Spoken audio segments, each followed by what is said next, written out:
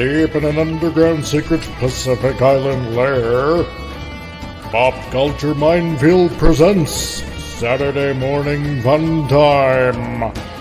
This is the Comic Relief Crusader telling you to get your morning cereal ready, because here we go. Hey guys, it is a very special Saturday morning fun time here on a weekday because it's Halloween season.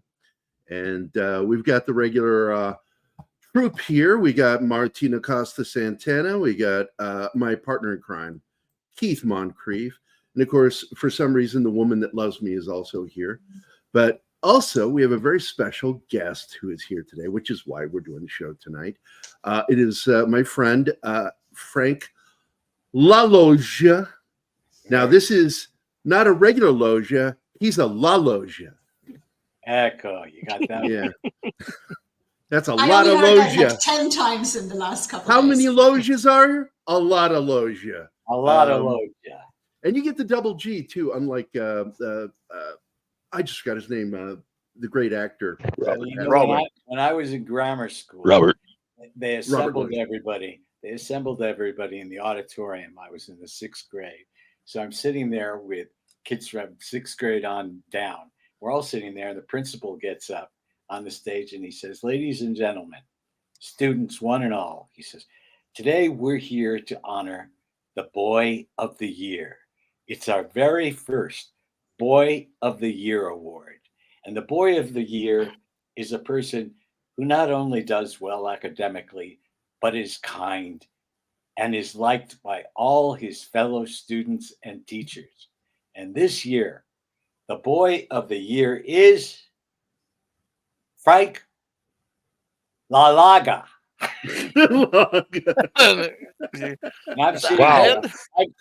I'm sitting there next to my classmates and I go, "That lucky son of a bitch, who is he? Frank LaLoggia. Who the hell Frank LaLoggia. You know who he is? Sincerely.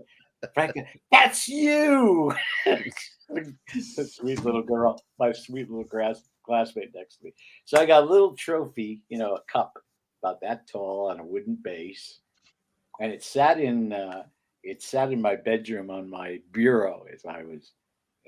I think it was there until I actually left home, maybe. And ironically, I was going through some old photos of the family.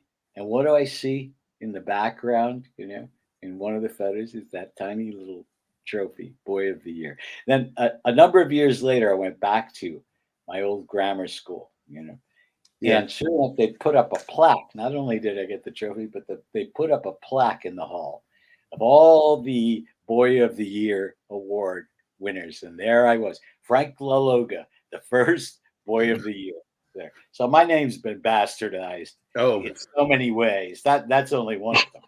It's what Americans do. You look at my name correctly. You notice I spelled it Garry. That's because I've hit a point of frustration with so many people calling me Jerry. I decided to put an A there so they'll stop doing it. Yeah, well, we went through that last time. You and I did. Hey, I wanted to point out, you saw it already, but when I watched your movie, it had such an impact on me because it reminded me of my brother Michael and me, because we had a very deep relationship until his death, and what he died of, I didn't tell you, is that he got cancer from hepatitis C, and he called me to tell me he was going to die, and I'm like, that ain't happening. So my sister and we got him into the cancer treatment center down in Phoenix, and got him into the VA program. And the doctor said, "We got this. We got it soon enough. We're going to save your brother." And we just thought, that's it. We succeeded. We did what we set out to do. And he was dead within 10 days because he started hemorrhaging. And instead of bothering someone, because my brother didn't want to bother anyone, he laid there and threw up blood for a day until he had thrown up enough blood that his organs started shutting down. And he died from that. Being polite can get you killed, and I tell people that. Speak up. Absolutely. Speak you up. got to fight like hell when you wind up in any hospital. Yeah. And you've always got to question Very. Yeah, exactly. You never. You've got to speak up for yourself. There's no such thing as somebody advocating for you. You have to advocate for yourself. Absolutely. But here, my brother Michael and me in 1969, and that is why, if you look at that, I look a lot like Lucas Haas in that movie. You do. You actually. Even my dad pointed out. He goes, "That kid looks like you when you were little." I know, it's weird. So I really identify with your film, because it really triggered so many emotions and feelings and memories of childhood. And I really love that movie for that reason. It just stays with me. And when Facebook has done so many wonderful things for me, it allows me to keep up with my family. But it introduced me to you. There you go. I'm like, is that really Frank LaLoggia? Get the fuck out of here. And we became friends, and we talked, and I just think you're wonderful. I love you. And I've been trying to get rid of you ever since. I know, and it doesn't work. One day. It'll happen one day. You can't push me. It doesn't work. Period. I love you. You. Stuck with Gary, you stuck. I love you, Jerry. Gary. I love you. You too, Frank. You're so awesome. I loved when you were on the last time, because you found a girl that was a fan of your film that was young. And she's still friends with me on my Twitter account. And I just thought, this is one of the most fun things I'll probably ever get to do. We got to prank her. She had no idea she was going to get to meet you on the show. Well, I saw her. I saw her post she made on Twitter, and she said, "I love this film, Lady in White." She said, "Somebody, please, if you have a podcast, invite me on, because I want to be able to discuss this film, and I have so many feelings about this film, and I need to get on somebody's podcast." So when Gary asked me if I would do the podcast, I said, "We'll do it on one condition."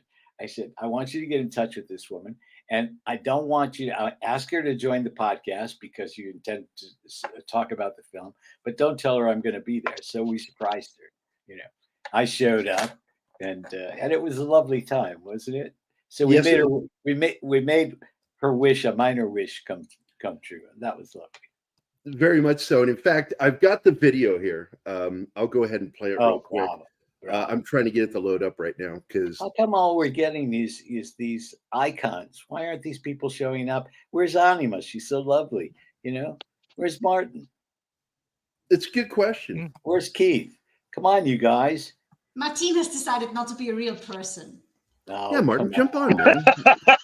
Be a real person. No. Anima, jump on. No. Yeah, it's what I compare this to is Mark Hamill doing Empire Strikes Back. When he's on the set, he's the only person. Everything else is Muppets. Yeah, we're a panel of Muppets. There we go. We got Keith. Muppets. Come on, Anima. You're so lovely. My problem is I sometimes buffer when I do this. Yeah, he has a sneaking problem. That's why he does it. But look, here we go. I'm going to go ahead and show this. I don't want to hear about your sexual habits.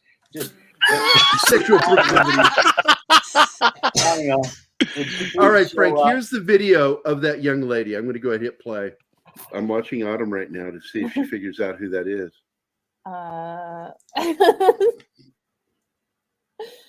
Hello. What's going on? Oh. Autumn. Hello. Do you know who that is? I've been so wanting to meet you. I haven't looked at that's Frank. Now I'm going to say, I just love that video. I really do. I remember seeing that show. Yeah.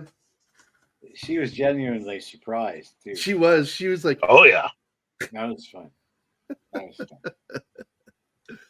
But Anima, are you not going to get on camera with Frank? There you look go. At you as much as I do. Oh, I'm so proud of you. Thank you. Now, Martin, you have 10 seconds to show up, or I'm leaving, and I'm serious. Get on camera. I'm serious. Nope.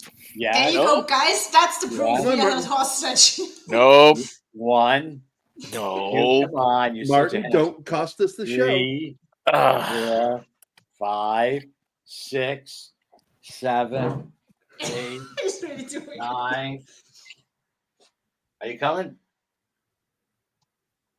Martina Costa Santana. There you are. Hey. Bravo. Oh, I wanted this. Look at all those beautiful faces. Now I Good. Now You I got it. I'm leaving. Now, I Okay, will let's tell you, get it. Frank, I don't know if I you mentioned gotta it. come back. The only Italian I knew as a kid was from this one nun, because I went to Catholic school for a year.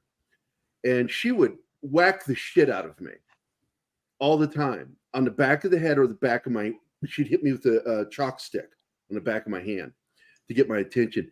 And she would say it, and I think, I don't know, I know I'm not saying it correctly, but it's testadora escuch. Testadura. Testadora escuch. Testadura. That's Which I was told meant listen up, knucklehead or bonehead. Yeah, something like that. Well, testadura is hard head. Yeah, Hardhead. hard head. And And then I didn't get what else she said. It was like escuch. And I Yeah. don't I can't make remember, I was a anything of child, that. but it was supposed to well- mean listen up, knucklehead or bonehead, hardhead. And but the thing that was funny is they would also whack me sometimes when I was being sincere because they thought I was being sarcastic because I'm emphatic. I emphasize. And so they thought I was being sarcastic and they'd hit me and I'm like, I'm being sincere. Sincerely sarcastic. That's what you get for being a dick, Gary. I know. I don't think you're emphatic. I've seen plenty of other people more emphatic than you. There's Well, this guy you who's live in on the- Italy, I'm sure. He's enormous. He's that emphatic. That Italy created speaking with your hands. Ah, yes. I thought I did. How do you like You that? thought you did. Hey. So you grew up in upstate New York.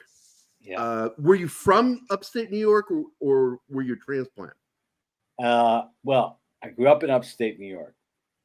Ethnically speaking, my father was born in Italy. My mother was Sicilian, but born in the States. Yeah, you're a first generation American. Yeah. Which is why I told Anima, I think that's why you really wanted to move to Italy, because you still felt that connection. No, I wanted to move to Italy, yes, because I came here for the first time in 1986, right at the cusp of getting Lady in White made. And we were putting together the financial entity to make the film, going public at the time. Right.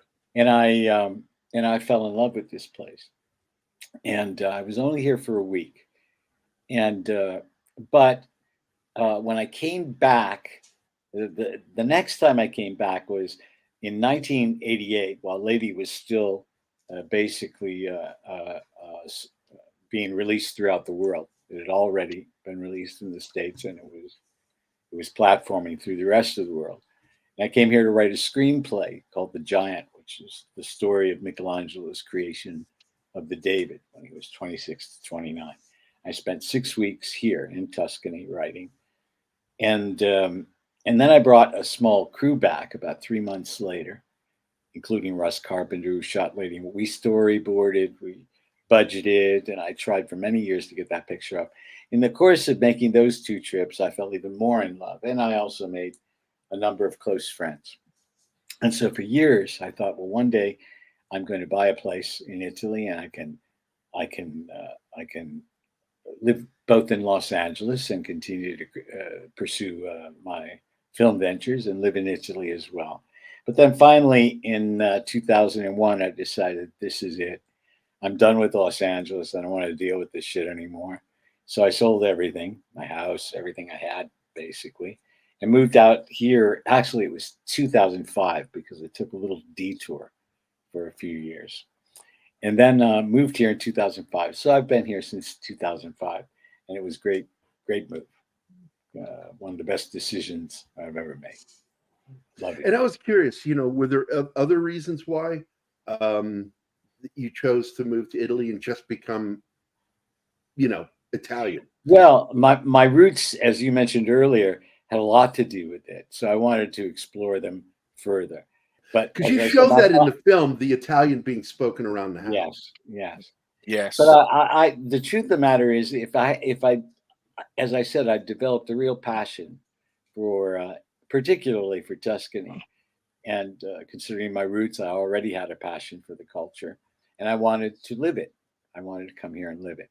But the other reason was, if I didn't get out of LA at that time, I wouldn't be here today, because I'd been so beaten up by that business that I had to make a break, and a total break. Otherwise, I wasn't going to make it.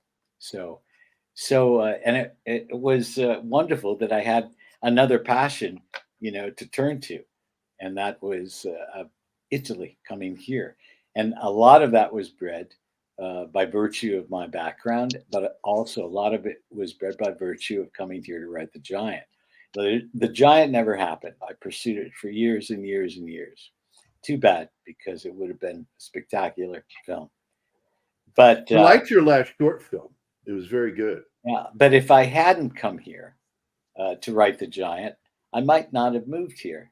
So Really?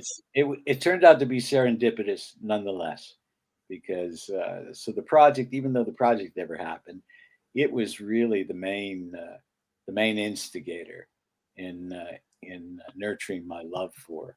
Well, I have a Why question, didn't this because happen? you have a domestic partner. I don't want to say his name if you don't want him said. Oh, he's my publicly. husband. The husband. Yeah. And the question is, did you meet there or meet here and transplant him there? No, we met here. Okay, he's so it Ameri- wasn't a big shakeup for him. No, we met Okay. here. He was here for 6 months. He was here for. I had been here for 6 months, and the last thing I was looking for was a partner. I'd had a couple of them in the past, long-term relationships, more than a couple. Yeah.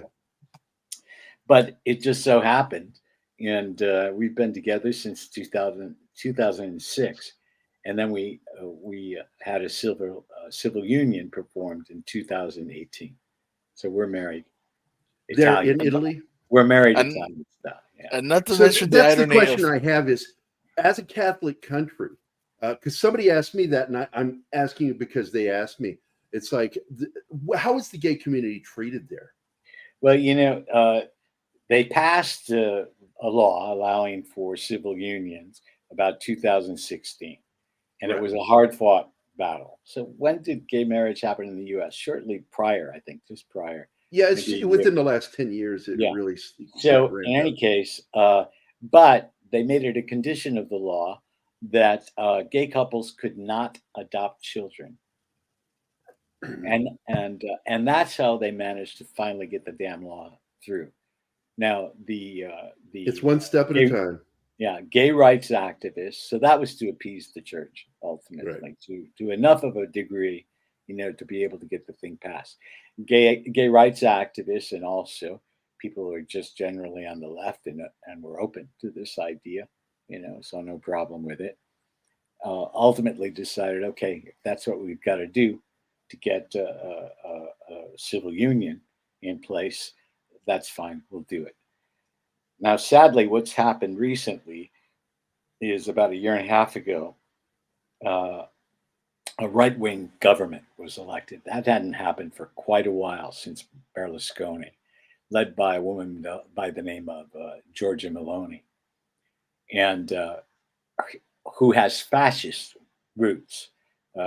She was with the party that was actually a fascist party when she began as a teenager, her political climb.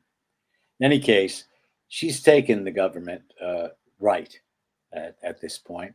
And recently they've decided that gay couples who have civil unions and or have been together, and in the States would be considered to be, what's the term they use?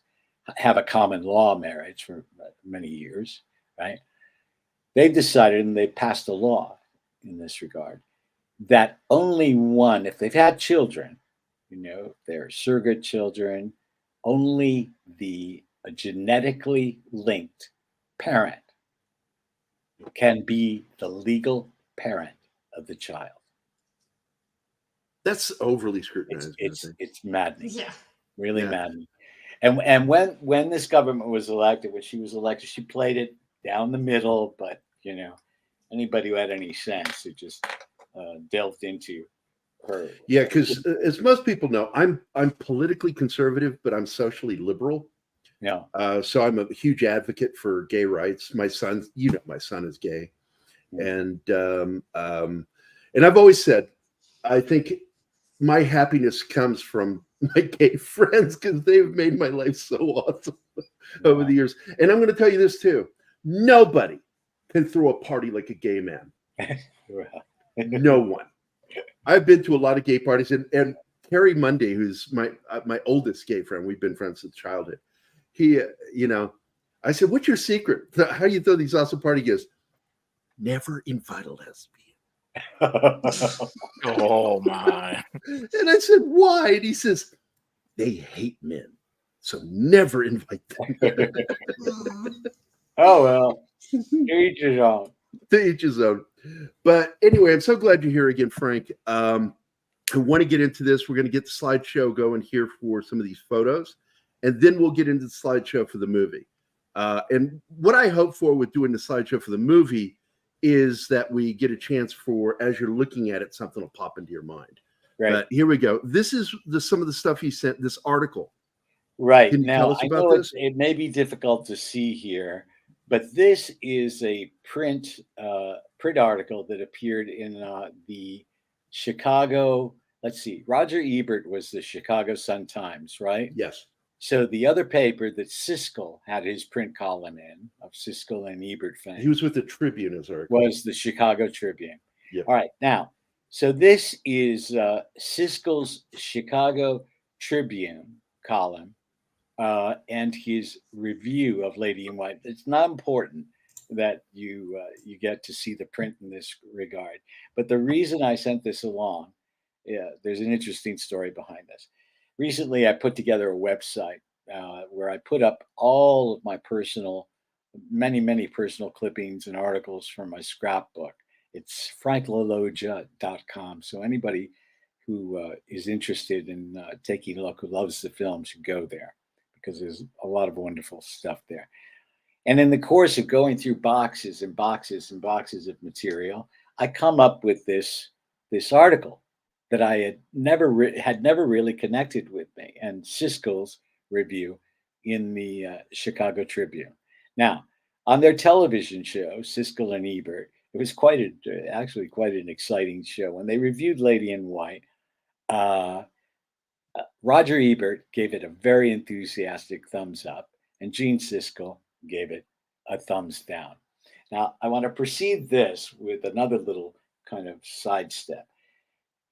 After they'd screened the picture, and I was aware of the fact that they had seen the picture and that they would be reviewing it on their show, a very dear friend of mine who also worked on the film and was working for me at our offices in Los Angeles, Chris Nielsen, happened to go to a Hollywood event, and he spotted them at this Hollywood event.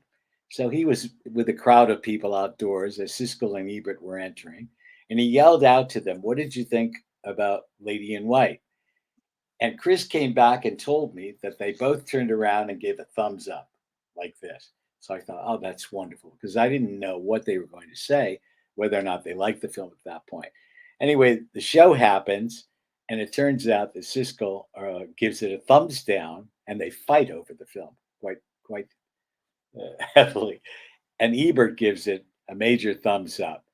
So for all these years, and many others, I think, might have seen that show, that clip, I thought, okay, so he didn't like it. He's an asshole. He's a jerk, but he didn't like it. The guy whose opinion mattered to me most anyway was Ebert. And then I come across this, his print article, Siskel's print article in the Chicago Tribune. And again, you may not be able to see the print, but under his capsule review of Lady in White, what does he give it? It's right down here at the bottom, a thumbs up. Now, how did that happen? Right?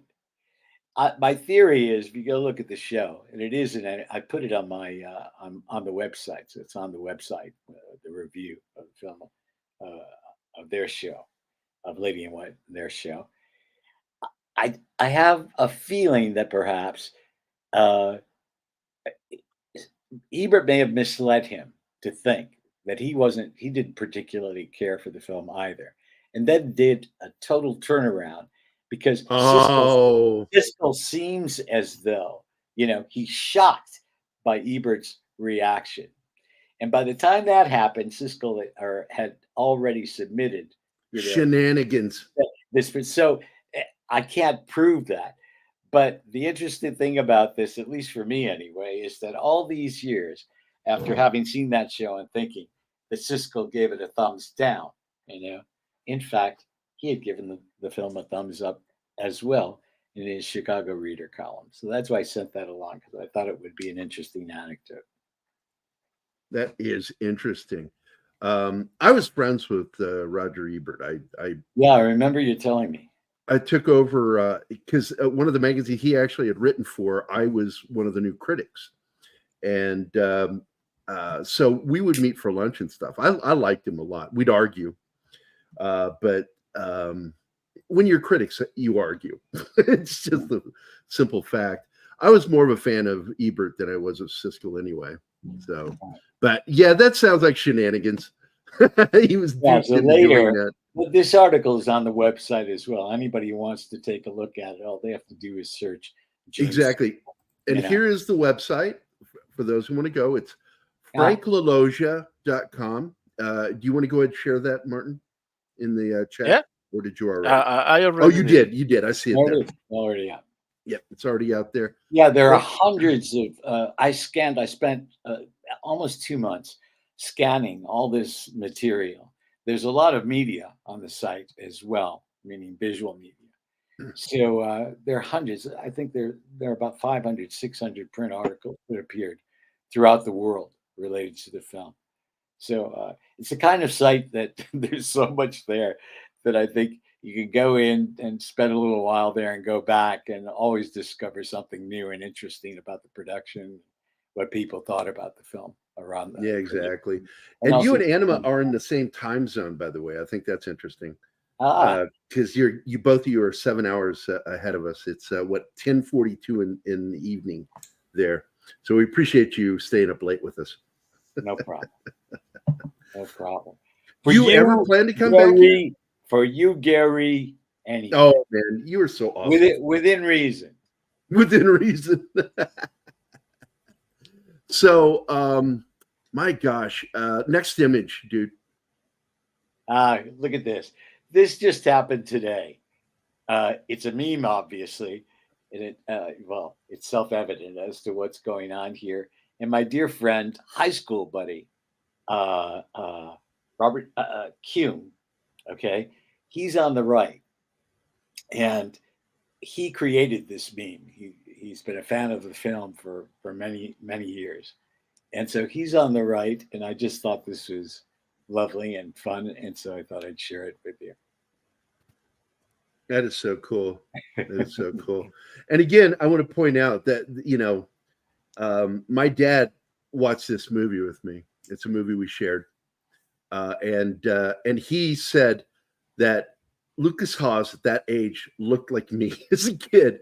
And I love that. And by the way, this young man here, the older brother in it, which by the way, you flipped that. In real life, you were the older brother, right? Yeah, that's true. Yeah, you flipped that in the story. But in this one, the young man that is in this, I love this kid. He just disappeared one day, so just left film. He was in one of my other favorite coming of age stories called The Explorers, or just simply Explorers. Great. But that's Jason Presson. Yeah, and he's a good young actor. Among all of the cast, Jason and I have remained very, very close, more than I have with anybody else. As a matter of fact, I'm curious, why did he leave film? Because he got it. Just look, that business, success can be your greatest enemy, and ultimately does become your greatest enemy in that business. Jason had just had enough. He just didn't want to do it anymore, and so he's now a registered nurse. Phenomenal human being. He's up in Oregon, isn't he? No, he lives in Lancaster, really? California, right? And he's got a beautiful little boy who's about 8-9 years old.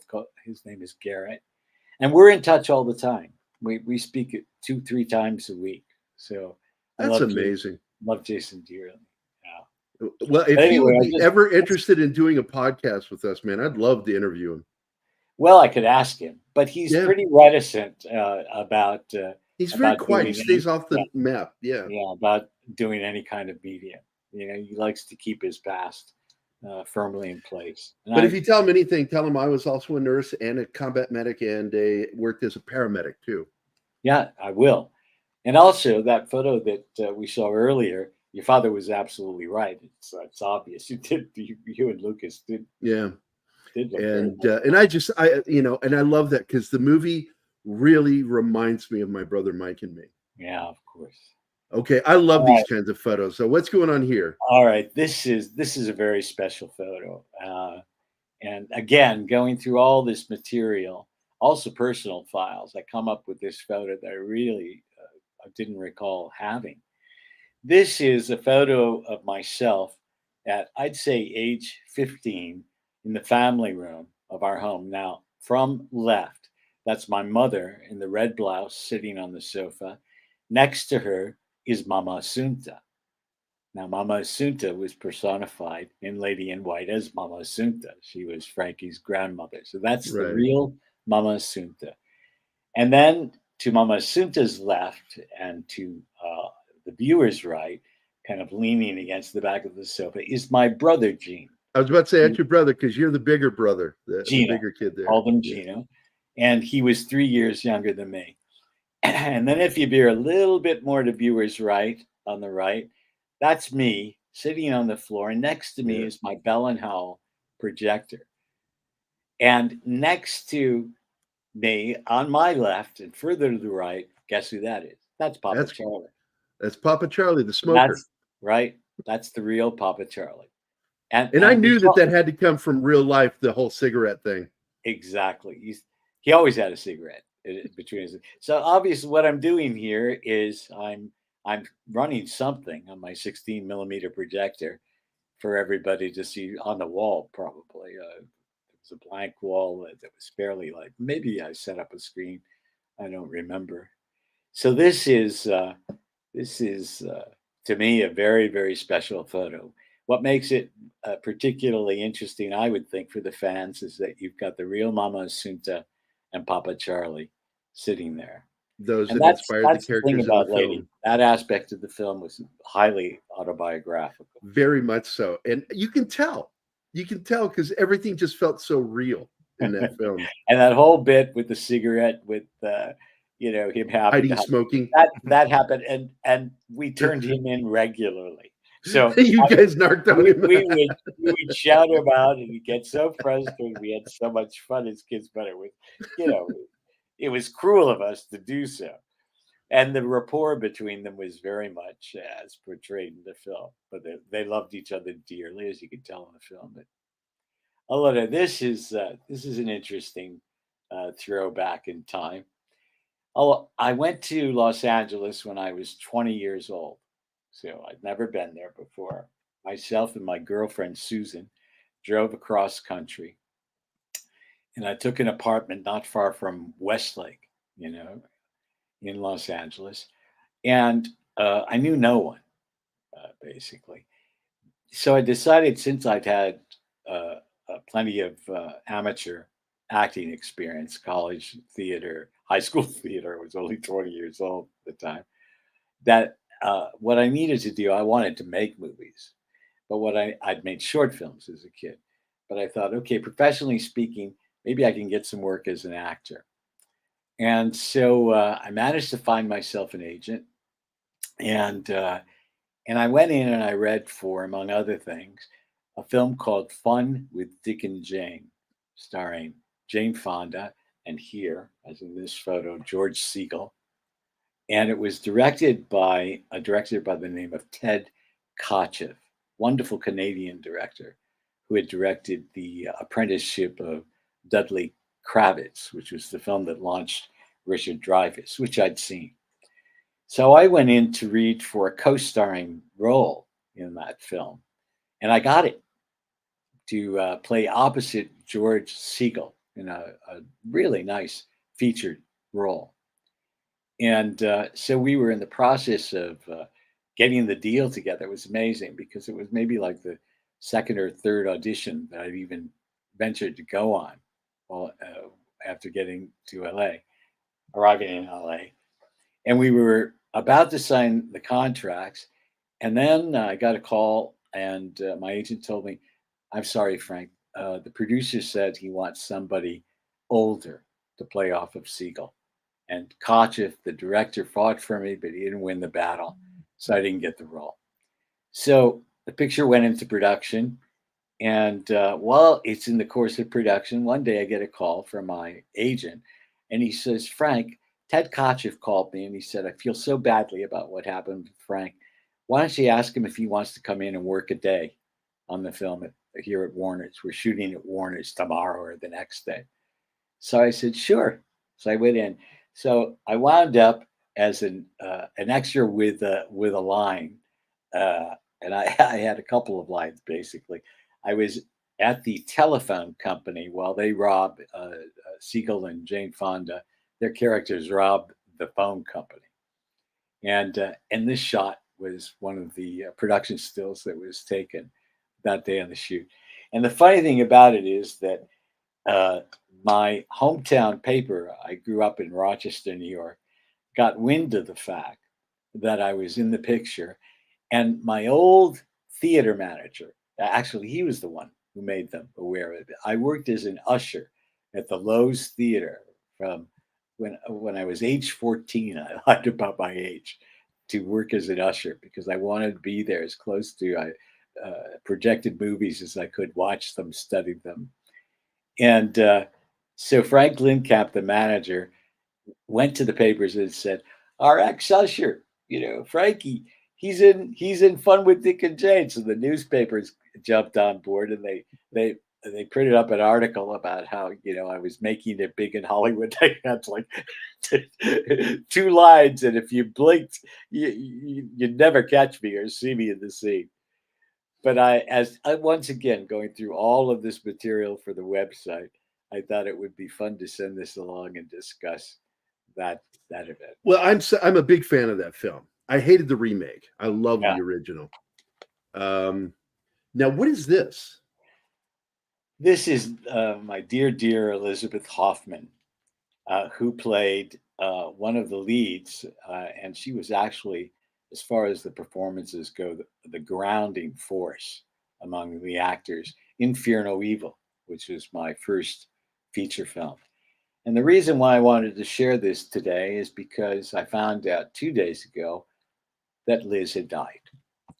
Now, No. she lived to 97. Oh my God, that's a great life right there. When she did Fear No Evil, she was in her 50s. But Liz and I were very close for a while, but as happens quite often in this business, especially, after a while, sometimes you tend to grow apart or you lose touch with one another. So I hadn't seen her for quite a number of years. But I wanted to share this because her death brought back many fond memories. Liz was also so much behind the effort that my cousin Charlie and I were making to get this first feature off the ground that she even invested a small amount of money in the picture. And she lived I lived in Malibu Canyon for 11 years, and she lived in Malibu proper, right next door to Barbara Streisand. As a matter of fact, they were neighbors. So we would get together at her home, and she'd come up to my house on occasion. But she was a wonderful actress. She went on to do Sisters, a television series called Sisters. She was in Dante's Peak. She was in Stargate. What was the name of that series? Stargate. SG-1. Right, SG-1. Nuts with Barbara Streisand, interestingly, her neighbor. She played the character of Catherine Langford on SG-1. Anyway, I remember her. Yeah, she was a wonderful human being, and if anybody hasn't seen Fear No Evil, the film is worth seeing, in my opinion. If for nothing else, I should just to see her. I should do a show on that one and invite you on. Well, and because I do have it, I have the movie. Right. It's just this one. It is my favorite film to talk about every Halloween. I always bring it up. It's my favorite ghost story movie. Number one. Love hearing Number it. one favorite. Can't hear it. So let's see. What's the next one here? Who is that guy? Yeah, who is that guy? No, crazy hair. All right, there's a lovely story behind this as well. As I mentioned earlier, once again, I dug this out of a box and putting together the website. This was 1974, and my third short film was a 16 millimeter, 27-minute long dramatic film called Gabriel that I wrote, produced, directed, and also wrote the music for. And I even performed in it. And I had sent the film out to the Atlanta Film Festival and entered it in the short film category, and it won a gold medal at the Atlanta Film Festival.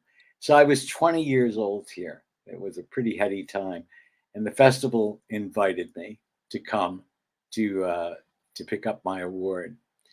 And so here I am with the babe, a babe next to me, the perennial babe who is there handing out the awards to the winners, looking like I'm gobsmacked, via all of the attention.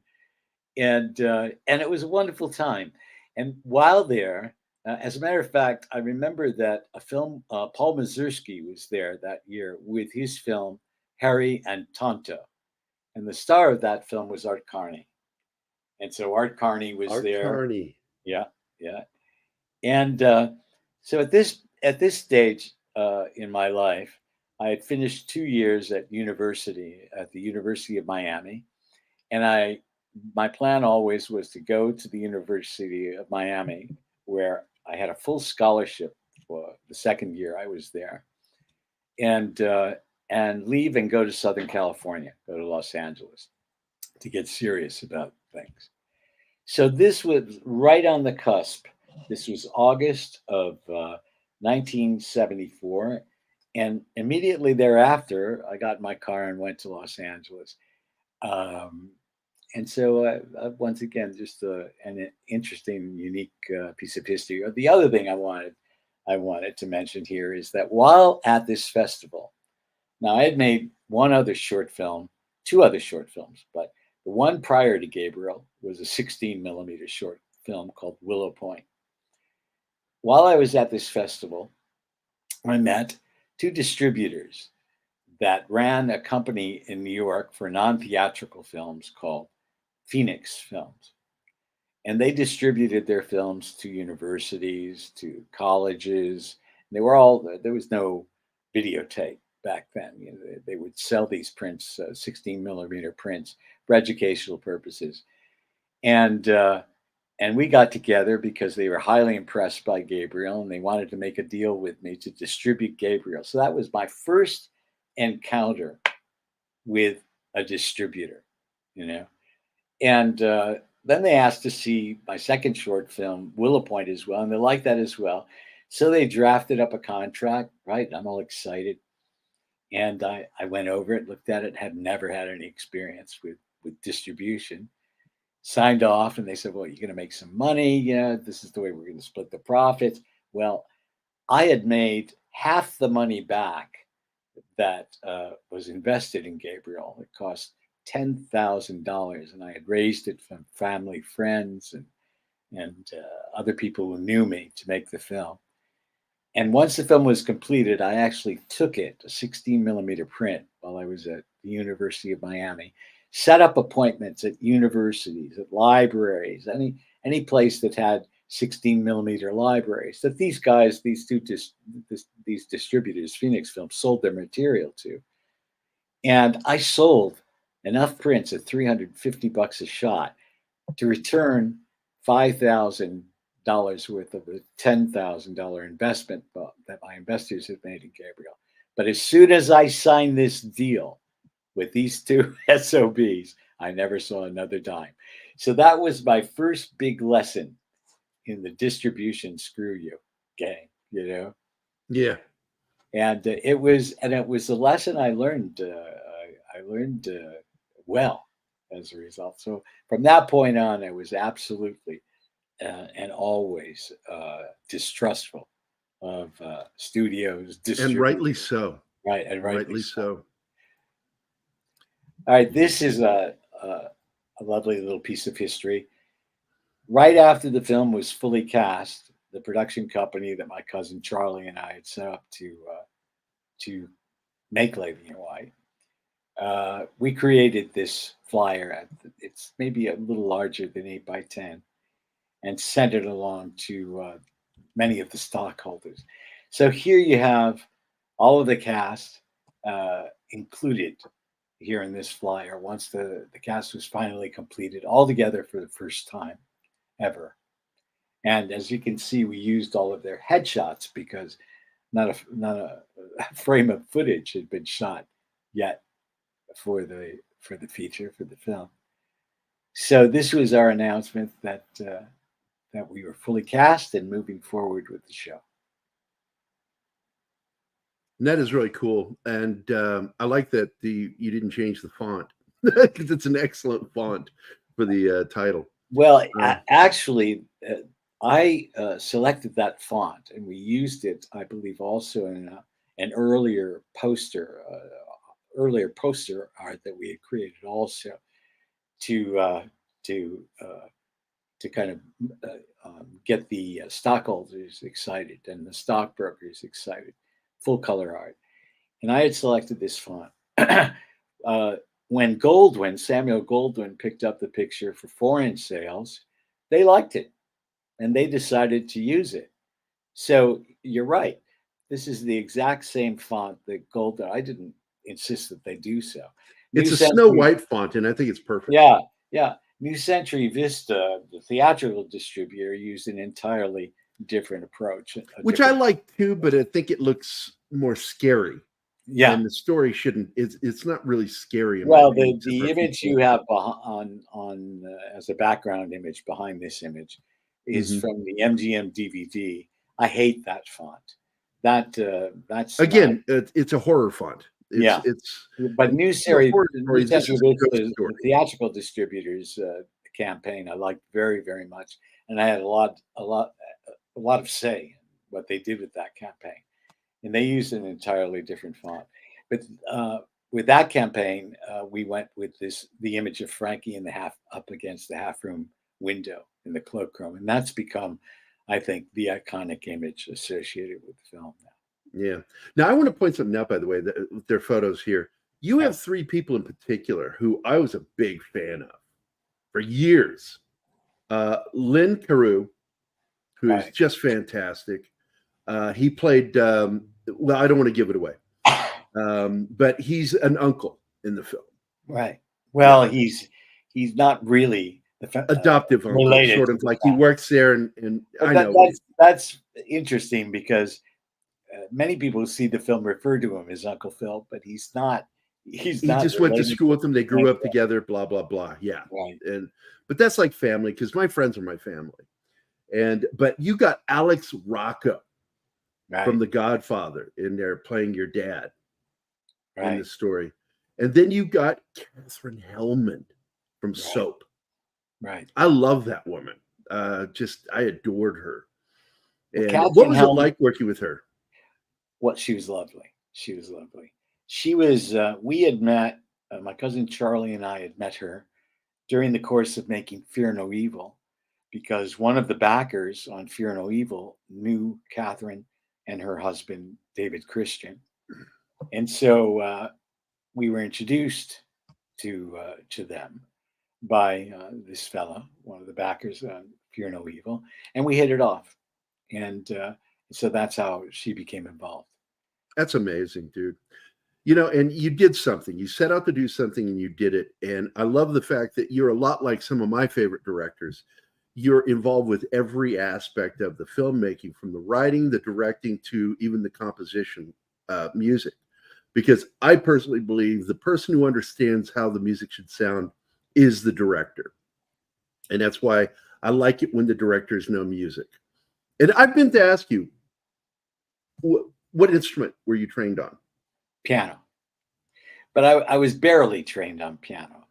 When I was a kid, I studied piano on and off for about 2 years, and so I'm anything but an accomplished pianist. But I learned how to play by ear well enough that during the lean years, I played piano bar at there was an Italian restaurant, of course, in Los Angeles. I believe it still exists, called Michelli's. And I played primarily in Burbank, but occasionally in Hollywood. And then when I came out here, just for the fun of it, I also played at some restaurants out here.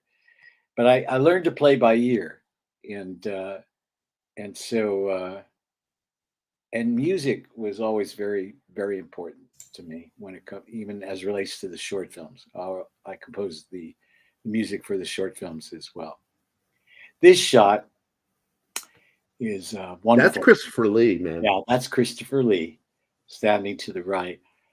This happened in 1980, I believe it was 1989.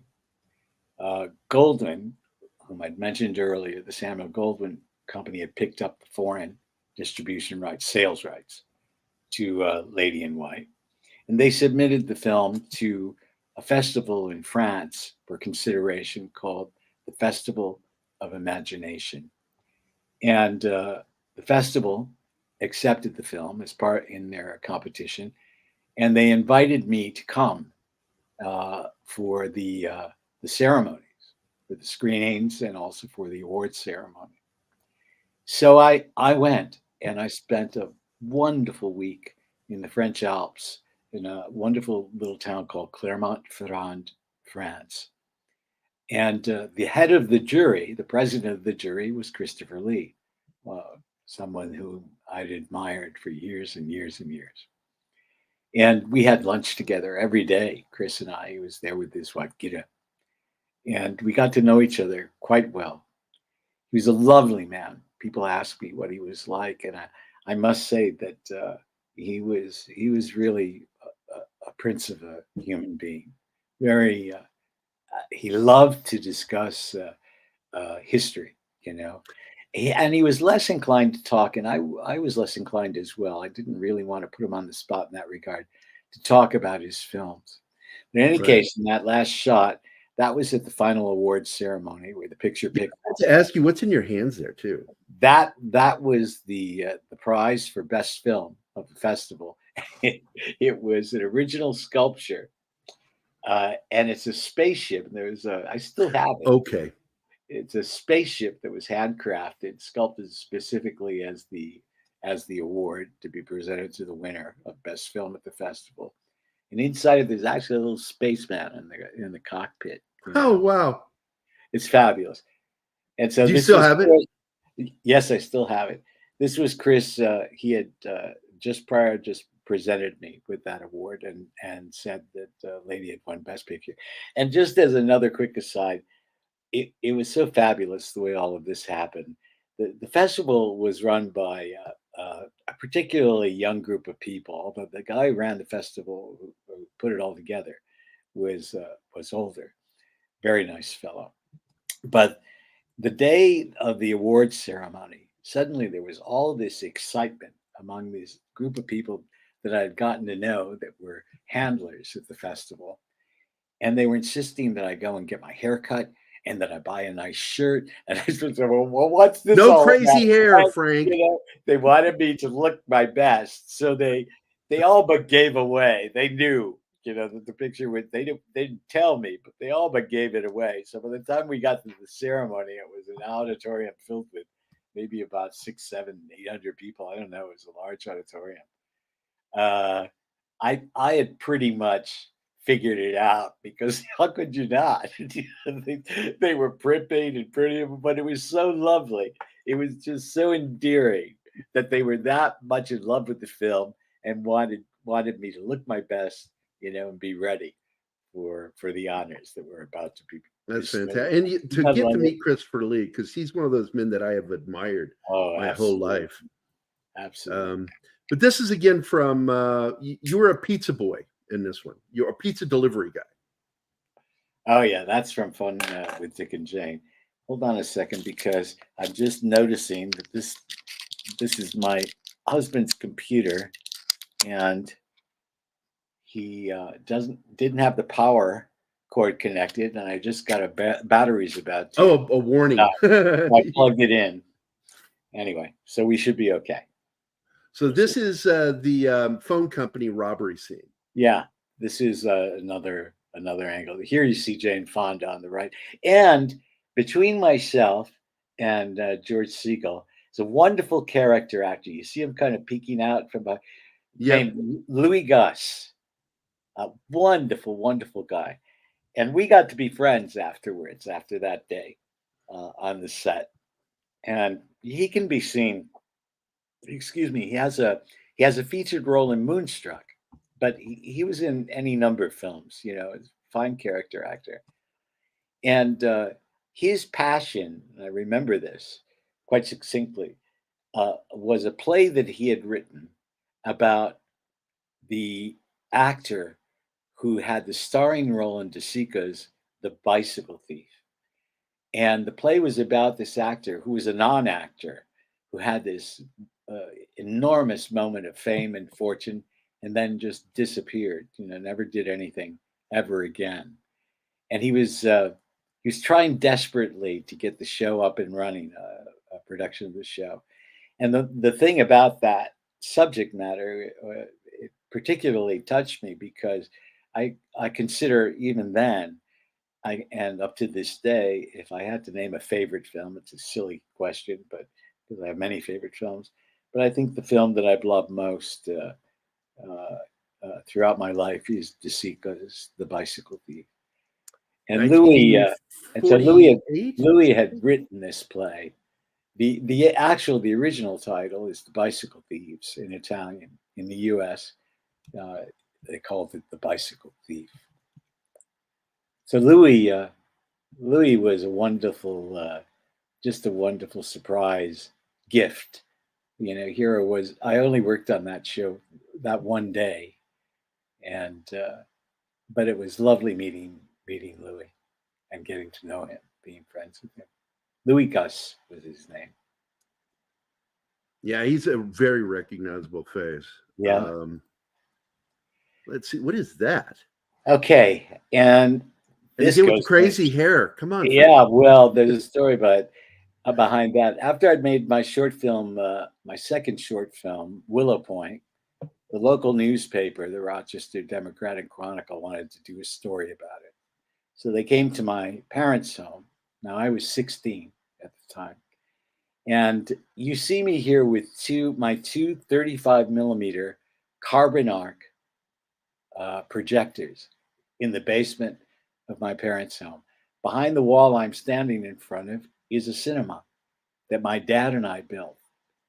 And these two projectors, I had 35 millimeter prints that I used to run all this. I had a print of The Graduate. I had a print of Midnight Cowboy. I had oh gosh, Carnal Knowledge. I had Requiem for a Heavyweight. I had all these 35 millimeter prints.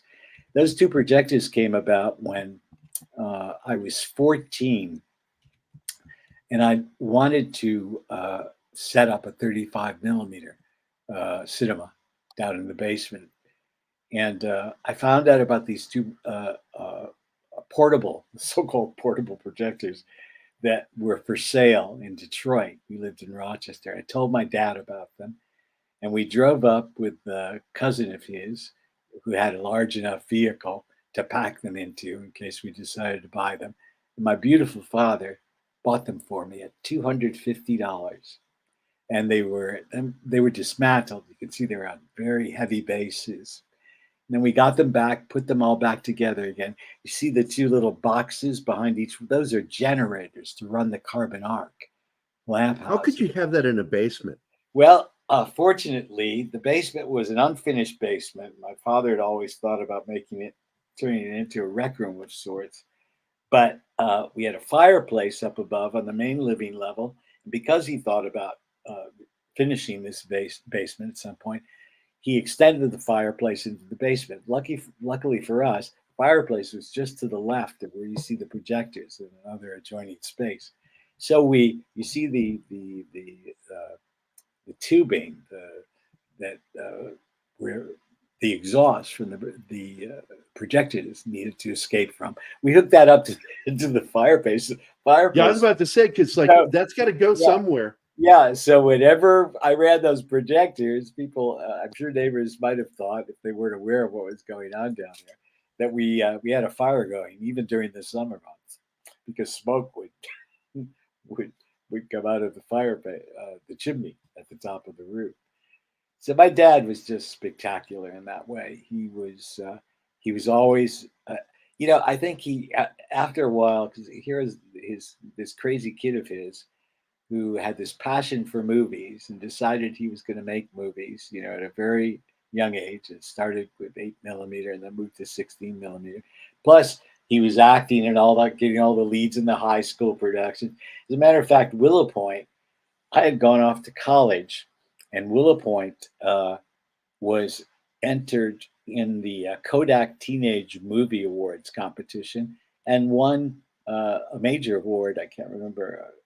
One of the best short film categories. And since I wasn't around, I said, Dad, would you please go and accept the award for me? So, as you know, Angelo in Lady in White was based on my father. My father was an iron worker, just as Angelo is in the film. He created these beautiful wrought iron railings and lamp posts. And my father, I remember my mother telling me that he was so proud. He went up. And it's wonderful that he got to do that, to accept the award for his son, everybody applauding his son, because he unfortunately died before he got to see either of the features. He died before we made Fear No Evil. So he never got to see Lady in White. Neither did my two grandparents, Mama and Papa. Mama Cinta and Papa Charlie. Wow. So anyway, this was the theater in the basement, the 35, or at least the rear of it, the projection room. Yeah.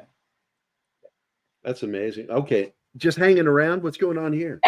This was the very last day of the shoot on Lady in White. Unfortunately. Oh, for the floating scene. Right. In the dream, yeah. Right. Well, we were shooting some of the last setups had to do with the Lady in White and Melissa. Karen Powell, my dear friend Karen Powell, played the title character, floating in the sky backdrop and eventually making their way skyward. So they were on flying rigs.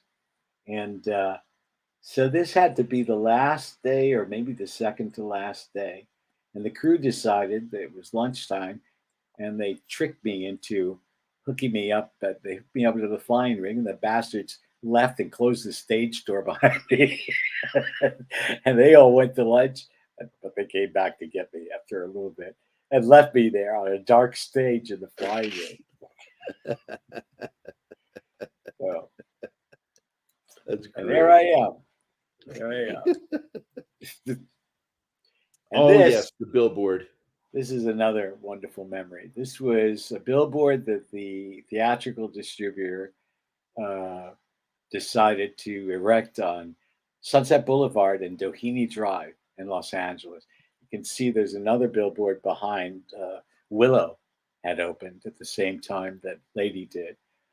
And this was such a grand gesture, a wonderful gesture on the part of the distributor, New Century Vista, and particularly the publicity department and the head of the company, Norman Levy, because he had to approve it. How many theaters did it end up in? Well, in LA and the surrounding area, I think it was about 70, 80 theaters when it opened. Did it get a national distribution? Because I remember seeing it at the theater. They platformed it. So it was supposed to open in Los Angeles, New York, and Chicago at the same time. And they were rolling out, I think, about 200 prints to do that.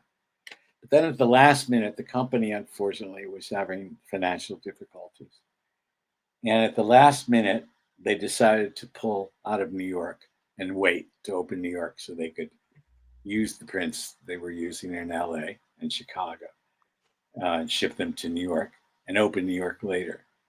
And so it opened in New York about a month to 6 weeks after it opened in Los Angeles and Chicago. And it opened in other parts of the country as well. So when I say Chicago, that means the entire Midwest. And when I say Los Angeles, that would include San Francisco, Oregon, the West Coast. Okay. And New York is, of course, the East Coast. So yes, it had a theatrical run, a very limited run theatrically, but it opened all across the country. On the website, there are print articles from all across the country, all across the world, as relates to the picture's theatrical runs. I do. By the way, I've neglected our audience. I wasn't sure if anybody would be able to show up because we don't normally do shows on Thursdays. But I did this special because I know you're doing a special showing this weekend there in Italy of your film, and so we couldn't have you on Saturday. Right. And so I'm grateful that you did do this. And yeah, I can see why you hate that font. I look at it, it's like, oh, yeah, that's the MGM DVD. MGM cut. And I told now them, you did get to work with Samuel Goldwyn, but not father, but son. You worked with Junior. Yeah, right? but I oddly enough, I didn't really meet him. He was peripheral to the company. He really didn't have much to do with the company. He remained the company's namesake via his father. Yeah, he was more involved with Samuel Goldwyn Films or Studio, which was a separate studio. No, it was the Samuel Goldwyn. They had a production arm as well. They had a distribution and production arm. The guy that ran. Which one did you work with? No, it's the same company. Just one company. Okay. Yeah. But I've neglected our audience, and I want to say hi to everybody. We got Jace here, he's a good friend of mine. He is. I use a clip from the thing with him because I don't know what it is about my friends from the Netherlands. Where's it at? I got to play it because if I'm going to mention, I have to play it. Where's it at? Here it is. Hey, Sweden! Not Swedish, Mac, the Norwegian. It's at Norway. I've got a couple of friends from Norway, and Jace is one of them, and Andre is the other one. He has probably one of the most successful shows like what we do going with Midnight's Edge. Yep. And I'm sure he's going to check the show out because he likes the film too. And but I want to make sure that I say hello to everybody that has shown up. Vinkman's Girl is here. Lady V Elements is here. Penny is here. She actually popped in after she got her hair done today. She's a friend of ours, mother, and she watches our show. He's got his own show, but she always watches our show. We're more fun. Let's see who else popped in. War Monkey. Hey, if you need a monkey, you want one for war. That's what I need my monkey that's ready to fight. So they're regulars of ours, and we're going to get a lot more. We'll end up probably with a few hundred views on this by the end of the weekend because people have a tendency of liking to trail in and watch our show after it's already aired. Mm-hmm. And I know that the last time you were on, I think there was close to 700 views on that video for us, which is pretty good. And that's just on YouTube. Now we're on Rumble too, and we're getting a lot of attention on Rumble. They like me because I'm a jerk, and for some reason, jerks do well in this on live. Here. Yeah, here. By the way, I want to remind everybody: visit his website. It's Frank LaLoggia.com. What's it again? How much Loggia did you put in there? La Loggia. Right, LaLoggia.com. And we will bring you back. I'm going to have you back, and we're going to talk about Fear No Evil. Don't threaten me. I will threaten you. You're just such a lovely person. Something to say to Martin. I'm sorry that someone dropped a house on your sister, Martin, but you should have shown up in the flesh. Oh, and I got something else to say to Keith. Did you know that Keith is so old that when he was born, the Dead Sea was just sick? Ba-dum-bum. Ba-dum-bum. And here's We actually Thank have you a very video much, for that. Hold on. and here's one hold for on. Gary. Gary, he's so old that when he went to an antique auction, 3 guys bid on him. Ba-dum-bum.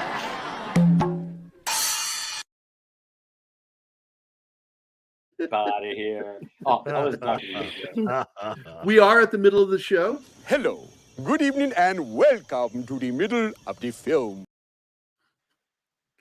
I love Monty Python. Did you like Monty Python? Are you speaking to me? Yeah. Yes, I did, but I'm not a huge fan of them. I mean, I like them, but I have a bit of a connection to John Cleese, since you bring up Monty Python. Okay. As an actor, I was in the very first American attempt to recreate Faulty Towers. Faulty Towers with Maude. B. Arthur. No, not Maude. No, it was a show called Snavely with Harvey Korman in the John Cleese role. I've never heard of this one. Betty White as his wife, and guess who was third in? You were the waiter, right, Miguel. Manuel. Manuel. But I was not. Manuel. But I wasn't called. I was an Albanian refugee. What name did they give you? Petro. Petro. And so we did. Oh, that's nice. Everything's mirror imaged here. Yeah, he does that for copyright because we get hit all the time. But so in any case, and we did that in 1978. It was for ABC, and that was when I officially quit acting, pursuing any acting role, because I needed to devote my energies to getting Fear No Evil going. Up and there you are, getting out of the cab. How am I? Oh wait, no, that's the panel driver. who he didn't shit on. I'm kind of nervous now. Pardon me? You just shit on the whole panel except me. I'm nervous now. Why would I do that? You're too gorgeous and too sweet and lovely. Yeah, but it's what we do. We shit on each other. No, That's what sure, friends do. no. It is. I'd It's a never rule do. of being a good friend. Is I might pull your leg a bit, but I would. But if you'd That's like, unnerving. I could come up. Give me a second. I'll come up with something. There you go. There's a close up. That's Frank LaLoggia right there. Yeah. Because you played yourself in it, and you're the narrator in the film, Yep. and you did a I had an fantastic job. actor. I had an actor ready to go for this, but the crew convinced me to do it. They said, come on, it's so much you. It's about so much. You may about as well you. play you exactly. So I said, okay. So I did it, and I had the wonderful pleasure of working with Bruno Kirby, who played the cabbie. Oh, Bruno.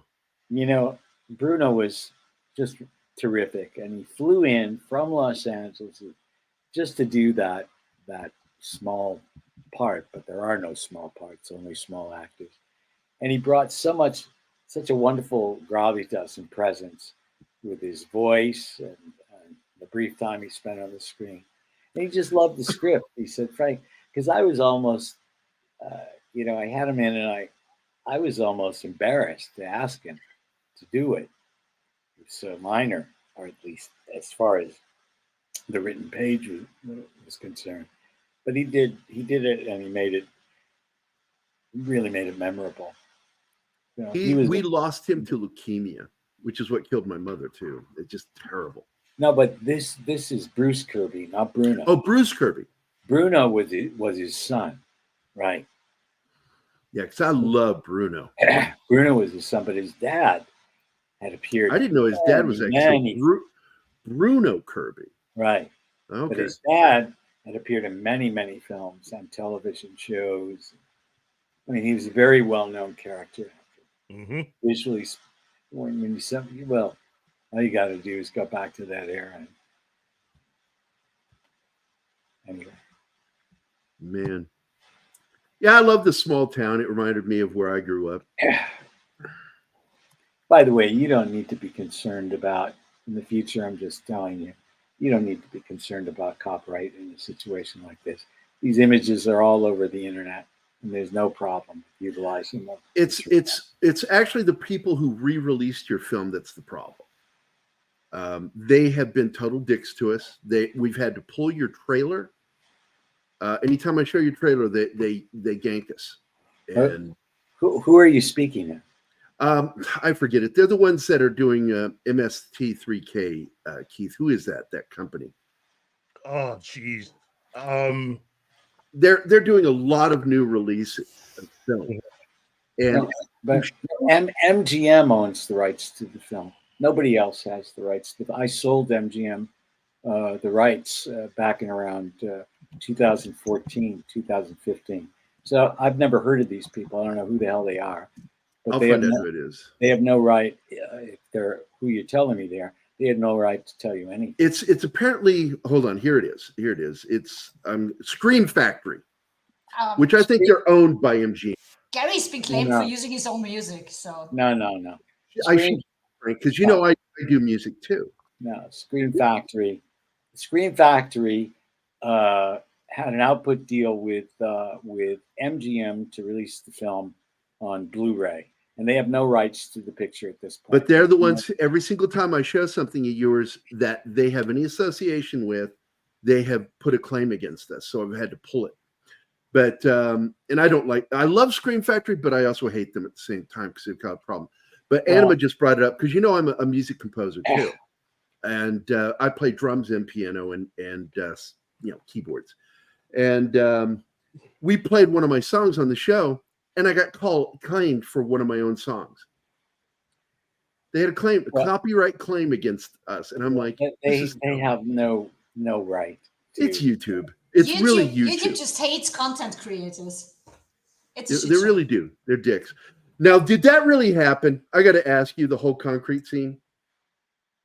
Did it really happen in what regard? We staged it. Because I've done something like that, and I was just curious: is that something that happened to you with the concrete, where you got covered in concrete? No, that didn't. Because that shit was funny. I laughed my ass off because when you get that stuff in your spokes, you've got to hose it off immediately. Right. Yep. As a matter of fact, somebody recently commented that the bike would never have been able to move. But no, it's too heavy. Some people they make me laugh, because the nitpickers. All the nitpickers. Everybody's got something to nitpick about it. As a matter of fact, I went to Letterboxd a couple of days ago. This time of year, Halloween, lots of people are watching the film. Many people are discovering the film for the first time. And one review on Letterboxd stated it was like a one-line review, and something I've forgotten what the first part of it, but the second part just had me rolling in the aisles. She said, "And whoever wrote the music for this film is a lunatic."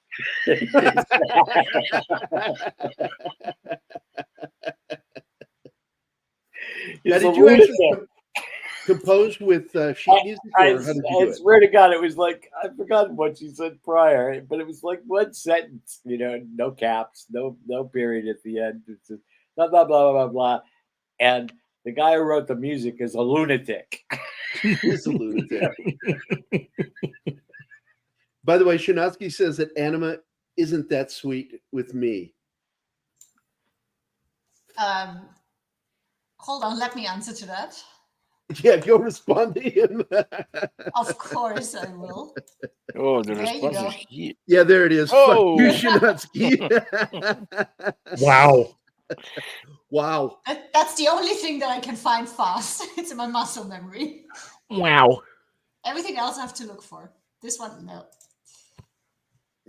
So, anyway, I remember those masks, by the way, because I'm a few years younger than you.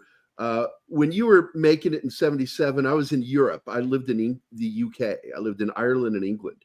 No, it was 86 that we were shooting. No, not this movie, but when you were talking earlier about working in the film in 77, 78 for Fun with Dick and Jane. I wasn't even in the States. I saw Fun with Dick and Jane right after my return. after I got back. But I remember the Bela Lugosi mask. Right. And my mask at the time, though, I had the Batman mask, the Adam West Batman mask, and I kept cutting my tongue on it because I would talk and then stick my tongue through the little hole, and it would always slice my tongue. But I remember a lot of this stuff, man. That mask was created specifically for the film at my request. Bela Lugosi, because there was a Bela Lugosi mask. I remember the Dracula and Frankenstein. What I wanted was there's a shot in Dracula. It's an extreme close-up where he's coming down. In Dracula, Lucy is Mina, I believe, as opposed to being Lucy. Yeah, they flipped the characters. Yeah, and so it's a tight close-up of Lugosi, and he's got this grimace, on his face as he's coming down to bite her neck. And I called my friend R.J. Silverthorne, who did all of the, he was head of makeup, and particularly effects makeup on Fear No Evil. And I asked him if he could create a mask for me that was right off that frame. And he did. And so that's how that mask came about. That explains it. Okay. Yeah. And there's a wonderful young man. Well, he was a very young man back then by the name of Rod Matsui, who was his assistant. He was just a kid at the time. And he went on to do special effects makeup in movies afterwards. And he is a Facebook friend, and he has wonderful recollections of putting that mask together with RJ. He worked on that mask. That is so And cool. then I made the idiotic mistake of gifting the mask. I kept it. It was encased in a plexiglass box, to protect it. And it was see-through plexiglass. And it was I have photos of it, as a matter of fact. And Andy LaMarca, who was the co-producer of the film, was celebrating, I think, maybe his 40th birthday. And I decided, I loved Andy, and I decided I was going to give it to him. And I did. So I gave it to him, and then tragically, God, it's probably been about 10 years now, maybe a little less. He passed away. He died of a heart attack. It was shocking, at a very young age.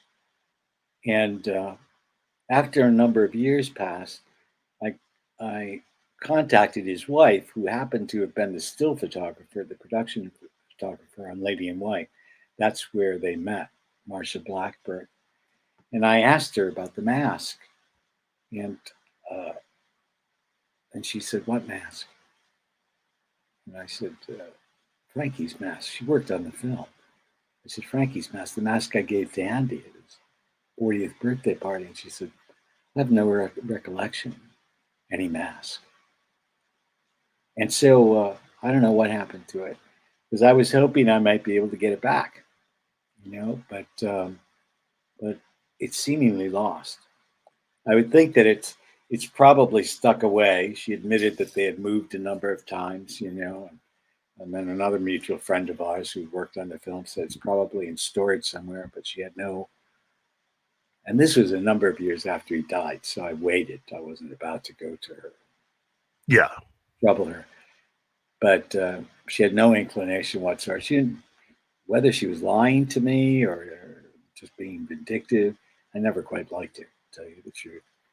But I wasn't mean to her or rude to her. So it's lost, and it breaks my heart. That really sucks, dude. It really does. Yeah. I hate hearing that. By the way, I am from the same era, growing up with coat rooms in our schools. Echo. And those things would freak me out, man, going in there.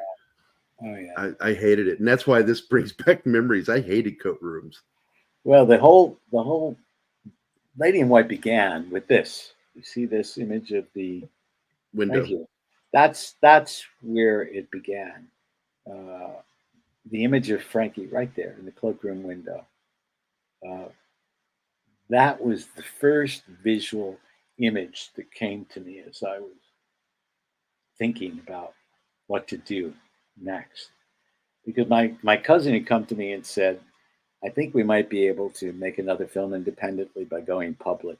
So I'm not going to worry as to how that occurred, but we did. We went public. We traded our stock on NASDAQ specifically to raise the money to make Lady in White independently. And so he said, what do you want to do? And I knew that what I wanted to do was create something that was autobiographical, that was personal this time, and that was driven by my love of family, my past, what I had experienced growing up. And that's how Lady in White came about. It had to be commercial as well. So the ghost story was a wonderful framework. Because it's a famous story, The Lady in White. To build, yeah, every town's got a Lady in White. And we had our own Lady in White legend in upstate New York and Rochester in particular. But the story had very little to do, if anything at all, with what I created here. It was an entirely different take. But creating using as the framework on which to build a film that was personal and autobiographical, a film I really wanted to see and make. You know, that's how that happened. And he was game with that because he had to be excited about what we were doing as well, because he needed to get out there. We both got out there to pitch the stockbrokers, you know, to pitch the stock to their clients. We created a 10-minute promo reel to do that before the picture was shot. And I was flying all over the country to visit these little brokerage firms and meet the guys that ran the firms and these penny stock brokers. We'd set up screenings of the little 10-minute promo reel at their local theater. We'd book the theater and go in there in the morning before the shows began. And they'd all come down and look at it. And that's how we got them excited about going out and selling our stock. And as a result of doing that, we raised $4.7 million and shot the picture independently. That's the way to do it, man. That is the way to do it. Anima, share that story, please. When I started high school, I was 11 and I was bullied. And we had a code room next to our classroom. And my bullies thought it was funny to catch me and just hang me up in the code room on a hook at the sling at the back of the neck of my coat. So when you hung up like that, you can't get out of the jacket because the buttons were closed at the front. And I sort of couldn't open them because of the tension. So the sling wouldn't break. I tried so hard, but I'm a lightweight. So I hung there all period until someone found me the next break. It's funny looking back, but it wasn't funny. It wasn't funny at the time, no. It wasn't. Speaking of that, scare me. The coat room scene, really, your visual matching on this was really well done. For the blue screen, this is really well done stuff here. Mm-hmm. Yeah, these effects, the cloakroom ghost effects worked very well. We had problems. You know, I had a $200,000 budget for 200 separate effect shots, optical printer necessitated shots. They were blue screen, they were composites, black background composites. That amounts to $1,000 a shot. You know, every cut when it comes to effects, you know, in a film is considered a separate shot because that means they have to line up everything, all of the mats, you know, all the rotoscoping, everything.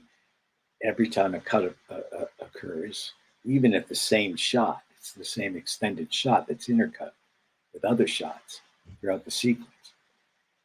So that amounted to $1,000 a shot, which is not even close to enough to really do the job that needed to be done. Well, people don't understand a lot of times because my dad had a continuitist eye. He was good about continuity in film, and he would criticize films on continuity. And that was something that got handed over to me. And I caught a little continuity thing here, and I always meant to ask you, because when you do the reverse vent shot, where you're looking out of the vent up and out, Right. it's round, whereas when you're looking down at the vent, it's rectangular. And that's not true. That's my eye. I inherited that from my dad. That was correct, because the opening, you're absolutely is rectangular, correct. but the pipe is round. That's right. There we go. You're seeing Frankie. There's a pipe. There's a big pipe, that pushes the heated air through. Here's the dream sequence that I like. We were rewatching that scene so often, trying to figure that out. So thanks. Now we know. Yeah, this is one of the scenes that really disappointed me as to the blue screen, and that's the other thing. We had a guy by the name of Ernie, because you can see all the matte lines on Frankie's hair, even during that time period. It could have been done much better. And the reason that if you gave it somebody like me today, I could actually go in and clean that up today. But partly the reason that happened, at least partly so, is that when we lit the scene, light leaked where it shouldn't have onto his person. And I had the guy from the effects house who was on set with us every day that we shot the blue screen. He was being paid to be there. It was a guy by the name of Ernest Farina. And he fucked it up. We didn't know it when we were shooting. We counted on him and relied on him to make sure that those blue screen shots were properly lit and there was no light bleed that could interfere with the optical printing. And he assured us that that was the case. He was there on the set for all of that material. And something, everybody on the show was so wonderful. He was the only one who had a fucking bug up his ass. I don't know what his problem was, but he was nothing but a pain in the ass throughout the entire show. I should have gotten rid of him for that reason alone. And then I suffered, and the film suffered as a result. Now, that could have been handled better, nonetheless, if more time were taken and more money were spent in post by the time they got to the optical printing. But it caused for real problems.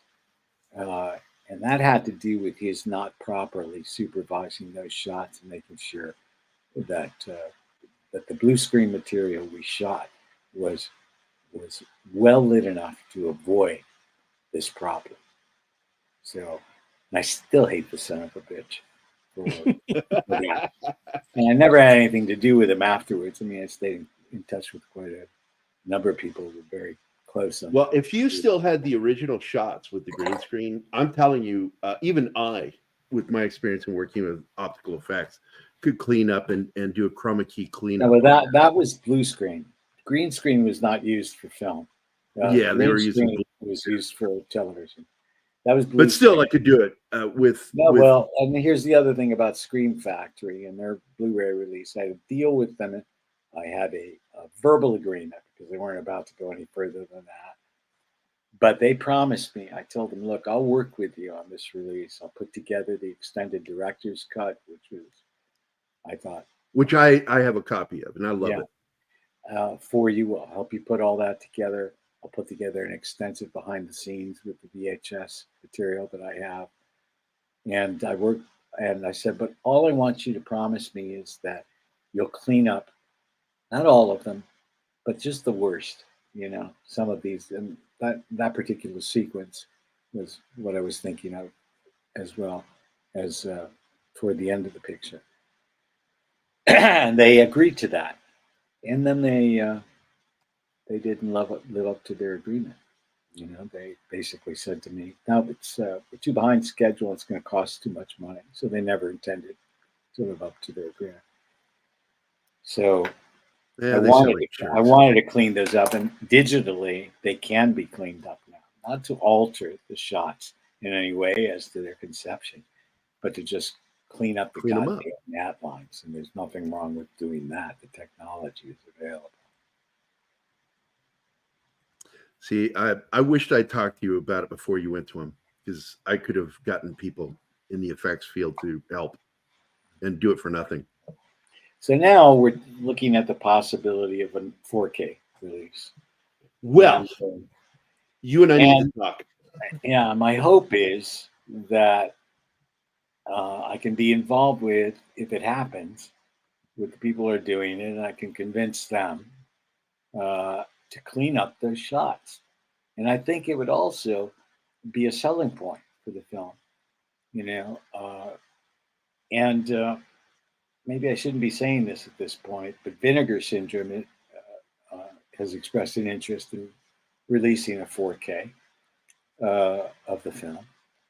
And the only problem is they got in touch with, we exchanged emails a few weeks back, and they got in touch with MGM, or at least told me they did, about 6-7 weeks ago, and no response. I followed up asking them about 2 weeks ago where things were at, and they explained to me, and I tend to believe them because I know the way these people operate. Well, they've put out some good films on 4K. So yeah, no, they seem to be acknowledged as a good company when it comes to. Well, they did the Prophecy films. They did Daryl, because I just got a copy of Daryl. I love that movie. Right, but no response from MGM yet. So we're waiting to see what happens.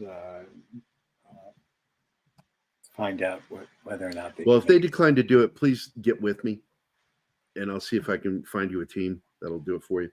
No, we're talking about a 4K release, and yeah, as a result of that 4K. Oh, you're talking about the effects. The effects. We're cleaning it up. The effects. Yeah. Yeah. Well, we need to find a house, an effects house, that would, through CGI, of course, you know. Because I have a lot of friends in that field, and so. But anyway, I would love to see the final cut of this film done correctly. Be nice. Yeah.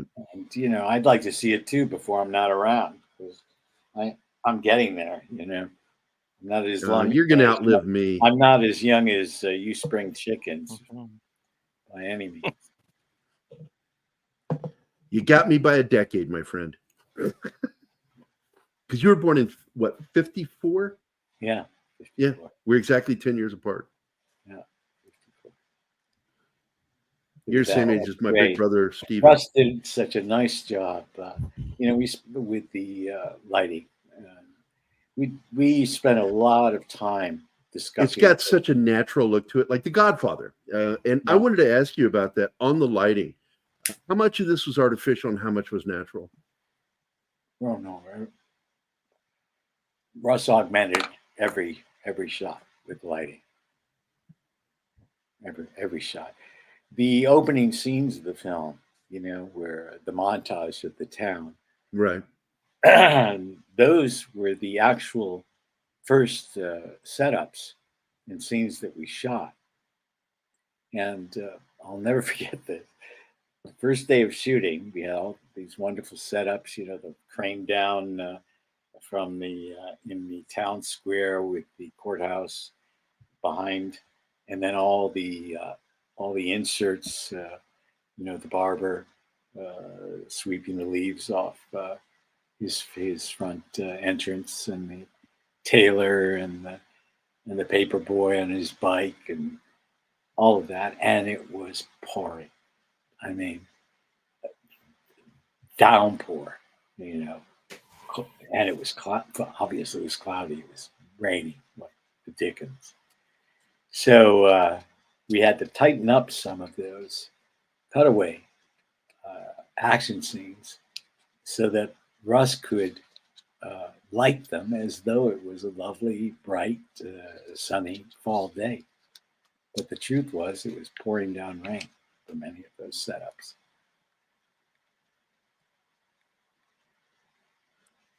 Two good actors right here. Yeah, Len Cariou was, when I was cutting Fear No Evil in New York, Len was starring in, he had created as the first actor to ever play the role of Sweeney Todd in Sondheim's show on Broadway. And he won the Tony for it. And that year, I was cutting Fear No Evil in New York City. And it was a wonderful year. I spent a year cutting the film there. And I saw everything that was on Broadway and off Broadway. And Sweeney Todd blew me away. And I went back and I saw it 5 times, 3 times front row center. I remember. Wow. So that's when I became a Sondheim fan.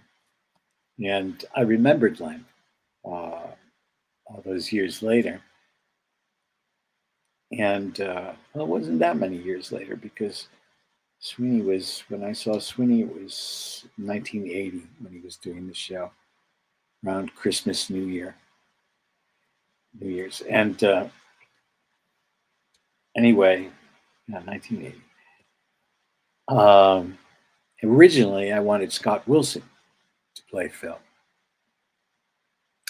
And I'd gotten in touch with Scott and sent him the script. And we talked repeatedly on the phone.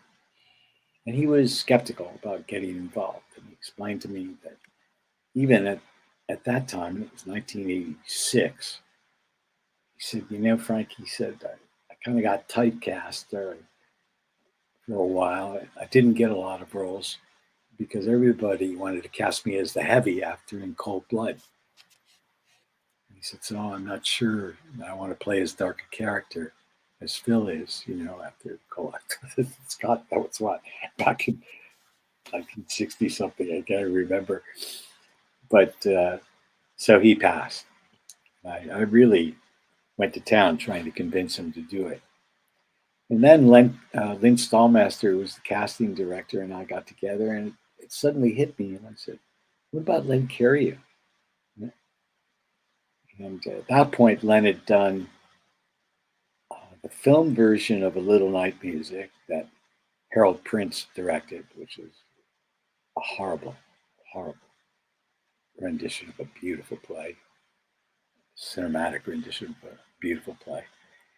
And he'd done The Four Seasons, which was directed by Alan Alda, starred Alan Alda as well. Classic film. I love that movie.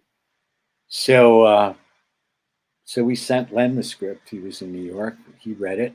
He liked it. And then he came out and we met. And he came on board. And I had read Alex Rocco for Angela prior to meeting with Len. And I liked Alex. But it's interesting because I was a bit prejudiced against Alex at the start because he had been cast as a heavy a good deal of the time up to that point. Yep. I'm going to have to buck this. You know, he gave me a hell of a good reading. And I thought, do I really want to have to deal with this image that he created as an actor in general terms? So, but the other part of it was that I didn't know who was going to play Phil. And I told him, I said, I've got to decide and choose who is going to play Phil before I decide who's going to play Angela. He said, because there's got to be a chemistry there that I feel will work physically, you know, based on what I think the individual actors are going to bring to their performances. So, and when I was thinking of Scott Wilson, I thought, because Scott was a little younger than Al, I thought, I'm not sure that's going to work. If Scott says yes, then I'm going to have to think about somebody else for Angela. Anyway, when Len said yes, I immediately saw it. I saw them working together and coming together beautifully. So Alex was thrilled because, boy, did he campaign. I mean, he was calling me on a regular basis, inviting me out to drinks, you know, prior to my deciding. He dyed his hair to make himself look younger because he thought, and I thought perhaps he's a little too old, you know, but it all depended on who was going to be cast as Phil. And so he was he was absolutely thrilled when I said yes. And by the way, Tom Bauer's a really good actor too. By the way, And I really Tom- like him. He played the Tom town was- sheriff. There was an actor in Fear No Evil.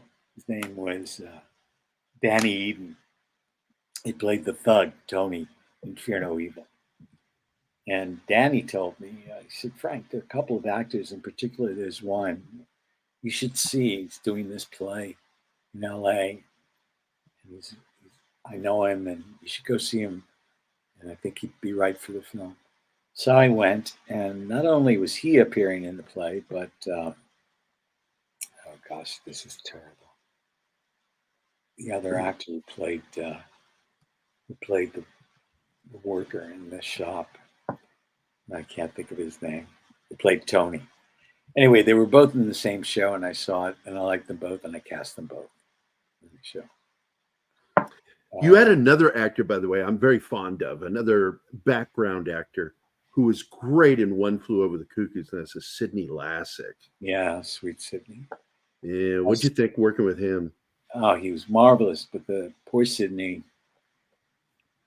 This was very difficult. I had created my cut of the film, and we started to shop it around. For a year, there were no bites. I was turned down by everybody. You hear this story all the time. Went to all the studios, smaller, independent distributors. I got the only offer I had of any significance, and it was barely significant, was $125,000 upfront guarantee against a back end deal where I would never have seen another dime from a company called Vestron, which was a small independent distributor at the time. and I said no. And I even went to New York and screened it for Miramax for Harvey Weinstein and his brother Bob toward the end of this run of the first go round of trying to secure my distribution deals. And I'll never forget that trip. So we screened the picture, and Harvey was flipping out. This is wonderful. This is incredible. I could do this. I want this movie. I want this movie. Now, this was before Miramax had become a huge entity. It was just before they picked up Cinema Paradiso. And that's what really got them on the map. A film they didn't produce. They just picked up. But so Harvey, I said to Harvey, I said, look,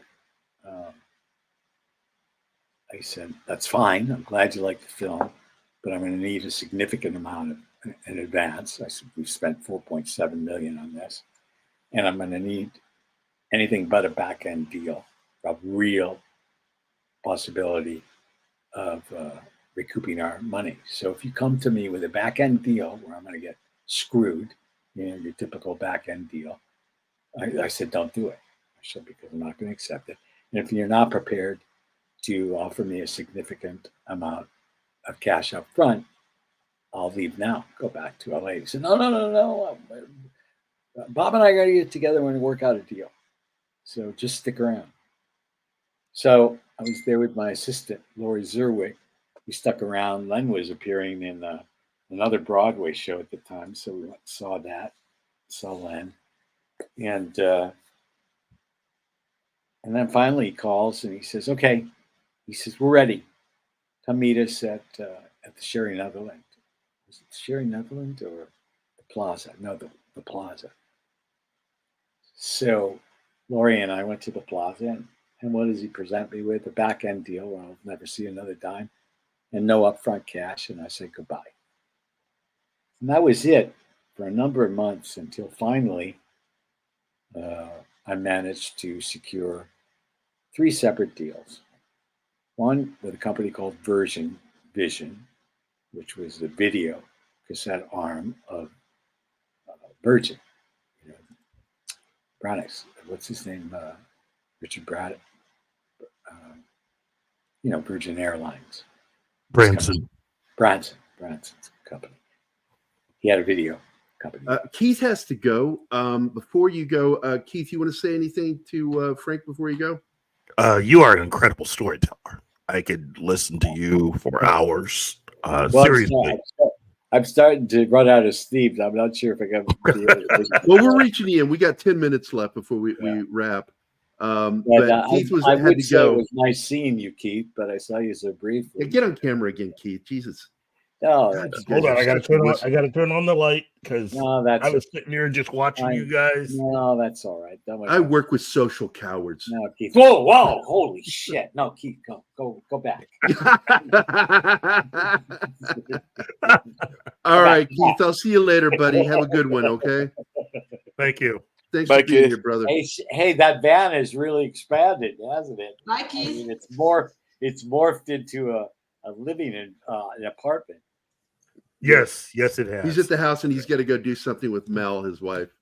So I'll see you later, buddy. Have a good one. Ciao, Keith. Nice seeing you. Actually, I was thinking about Keith. I thought, I wonder if he's going to be there before this happens. He tries to be here for all the good stuff. I remember him. Whenever we do something cool, I want him here because he's the reason why I started doing this show.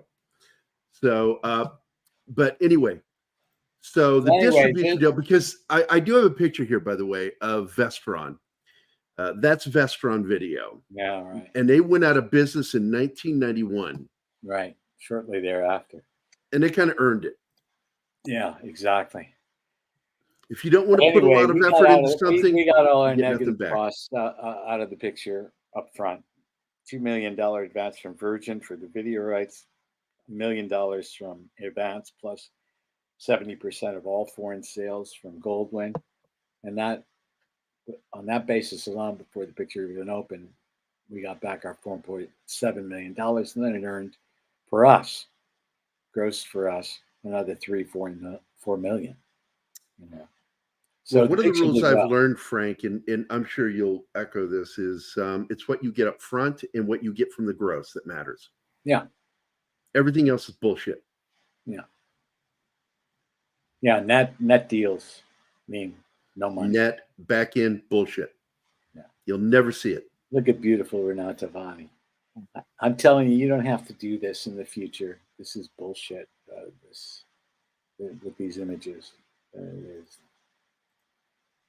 Well, we have a version that doesn't have it, and that's what Martin was wanting to ask. But I'm always worried that what ends up happening is YouTube interrupts our show. They'll stop our stream. No, but first of all, it makes no sense whatsoever. People are uploading the trailer all the time. I know the film is there in its entirety. MGM owns the copyright. They're not going to bug guys like you, you know.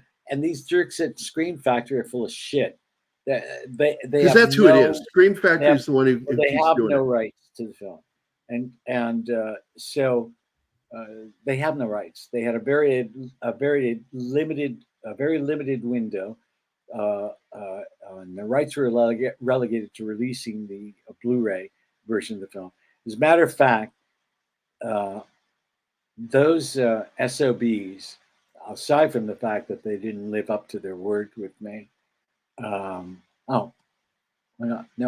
They wanted to release, and they did release Fear No Evil on Blu-ray afterwards. And they came to me after they screwed me, you know, and didn't live up to their word on Lady in White. And they wanted to use they said they were going to use the commentary track that I recorded specifically and was paid to record, and specifically had made a deal with Anchor Bay on their original DVD release. Now, I do like Anchor Bay. Yeah. They're pretty fair in the way they treat people. And I said, and they paid me for that significant amount of money. And my deal with them was that it was only to be used on that release of Fear No Evil. So these pricks were about to use it on their 4K release of Fear No Evil. And I said, you do, and I'll sue your ass. And I told them, they said, well, Bill Lustig, you know, told us he has the rights. He bought all the rights to the APCO. I said, I don't give a fuck what Bill Lustig. And Bill Lustig is the guy who directed Maniac. I don't know what else he did. I said, I don't care. Well, I'm friends with the guys over at. Anyway, they didn't do it. They didn't do it. And then they wanted me, and they wanted, on top of that, they wanted me to record a commentary track, you know, and were offering me nothing. And I told them to go fuck themselves in that regard as well. But they have no right to tell you what to do with any of these images. And so I want to, you know, if I get a chance to, I want to introduce you to Don May. He's a friend of mine. He no, I runs. know Don. I know You know Don. Don. As a matter of fact, Don and I used to live in I- Champaign, Illinois. Yeah, I went to Don because Don was with Elite. Elite handled with Vinnie Boncalari originally. You know, Elite handled the Laserdisc release of Lady in White way back in the day, and also I controlled all of the rights at that point, and I made a deal with them for the first DVD release. So I met Don, Lady in White. I met Don back then. That was You should definitely talk to him the next time. no, but he wrote. I went to him first. And he attempted to write MGM, and he did, and he followed up, and they never got back to him. That's why, you know, you never know what the truth is with these guys. Number one, you don't know what their past relationships have been like. You know, who knows? Yeah. You know what? Well, if they rub somebody the wrong way, Yeah, exactly. I totally get it. Yeah. There's no way of knowing that. But I tried. I went to Don first, and I said, "Let's." I see. wish you had stuck with him because I probably would have done the special art for it because if you Well, didn't know this, I've well, done a lot of poster work for them. I followed up with him on any number of occasions, and I never. He always got back to me and said, "I haven't heard anything. I'll write to them again." And I believe that they never got back to him, or maybe they did and told him they weren't interested.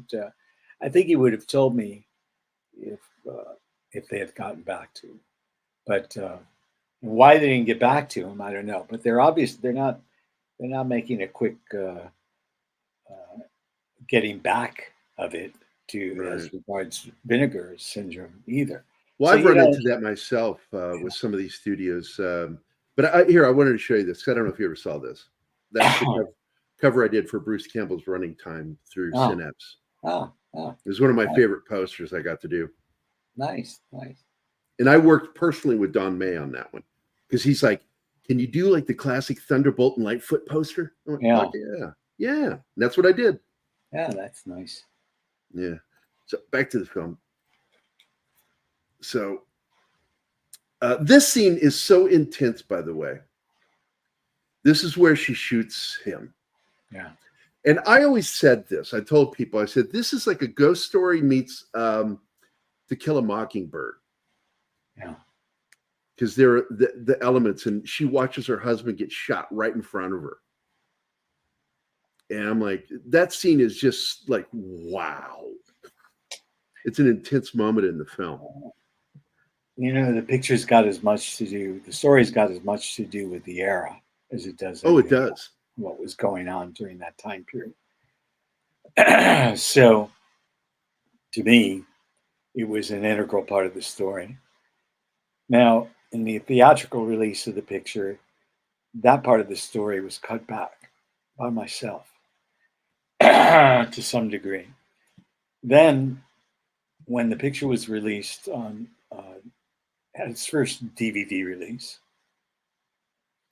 with Elite, I put back a number of scenes related to that aspect of the story, and also in the extended director's cut on the Blu-ray, there's a little bit more as relates to that part of the story. But I got a lot of criticism mostly from genre types, but some of the critics as well, as regards the theatrical release, saying that it had nothing to do with the story and it felt tacked on. And I've asked myself over the years, maybe that's because of the theatrical release and what I did myself, because the distributor felt the film was long. And even though my deal with them stated they couldn't touch it unless I approved or I made any changes personally, I didn't want to rub them the wrong way, because we also had a deal whereby they needed to spend $1 million to open the picture minimally, theatrically. And if they hadn't spent that money, my deal with the video distributor wouldn't have kicked in, because the video distributor, Virgin Vision, said, we'll give you $2 million if you find a theatrical distributor in the US that spends at least $1 million on the theatrical release. So I got New Century Vista to commit to that. And when they began to express some concern, they wanted the film to be a little tighter, I went back and I made some changes. Because I don't want to risk they're not spending that $1 million. That would have meant I lose $3 million. You know. Right. So now I lose $2 million, not $3 million, $2 million at that point, because Goldwyn, I was okay with them with the $1 million advance and the 70% of foreign that we would participate in. So I made those changes. Now, after the Blu-ray release, and I managed to put together the extended director's cut, I must say that that's my preferred cut. Prior it was the director's cut. I have to admit, I like it too, because it feels like a more complete story. Yeah, it's definitely my. And we were talking about Sidney Lassick, and we kind of got off the subject. And what I was going to say is that Sidney, he's a wonderful actor. Yeah, he had a key scene in the film, and poor Sidney, it was cut out of. I made the decision to cut it out for the theatrical release, and then on the original DVD release, I held back. I didn't put it back in, but I did put it back in for the extended director's cut. And so he's finally back in the picture, and it's a beautiful scene. It's about a 4.5 minute long scene at Frankie's thinking tree, and he was marvelous. He was as you'd expect him to be, because Sidney brought so much of himself to his roles. That's who he was. You know, he was an intelligent man, but just a wonderful little oddball, you know, that you wanted to embrace, who embraced life. He had a great appreciation for art. And I understand that he kept a 9-to-5 job throughout his entire life. He's like a dispatcher for some trucking company. So many have to. It sucks because they can't make a living off of it. Yeah. But what a wonderful guy. And sadly, he passed away before that happened, before I managed to put that scene back in for the extended director's cut. But I always felt badly about that. But he was terrific. And he's back now. So everybody can see it in his work. Yeah, and this ending is pretty trippy, because the scene I like here is when he turns in and he sees Alex Rocco's face, you know, and the shame comes over him. But that's the other thing, because I've gotten a bit of criticism as to that last gotcha comeback moment when you think Phil has gone over the cliff and then he grabs right here. Is that it? No, that's not it. No, it's coming up. When he grabs Frankie's leg. But I had to bring him back because he needed to confront Angelo. So, and that's the way I chose to do it. I'm very comfortable with it. You got. And I'm curious, was there without these horrible disclaimers and these double images, you should definitely use it.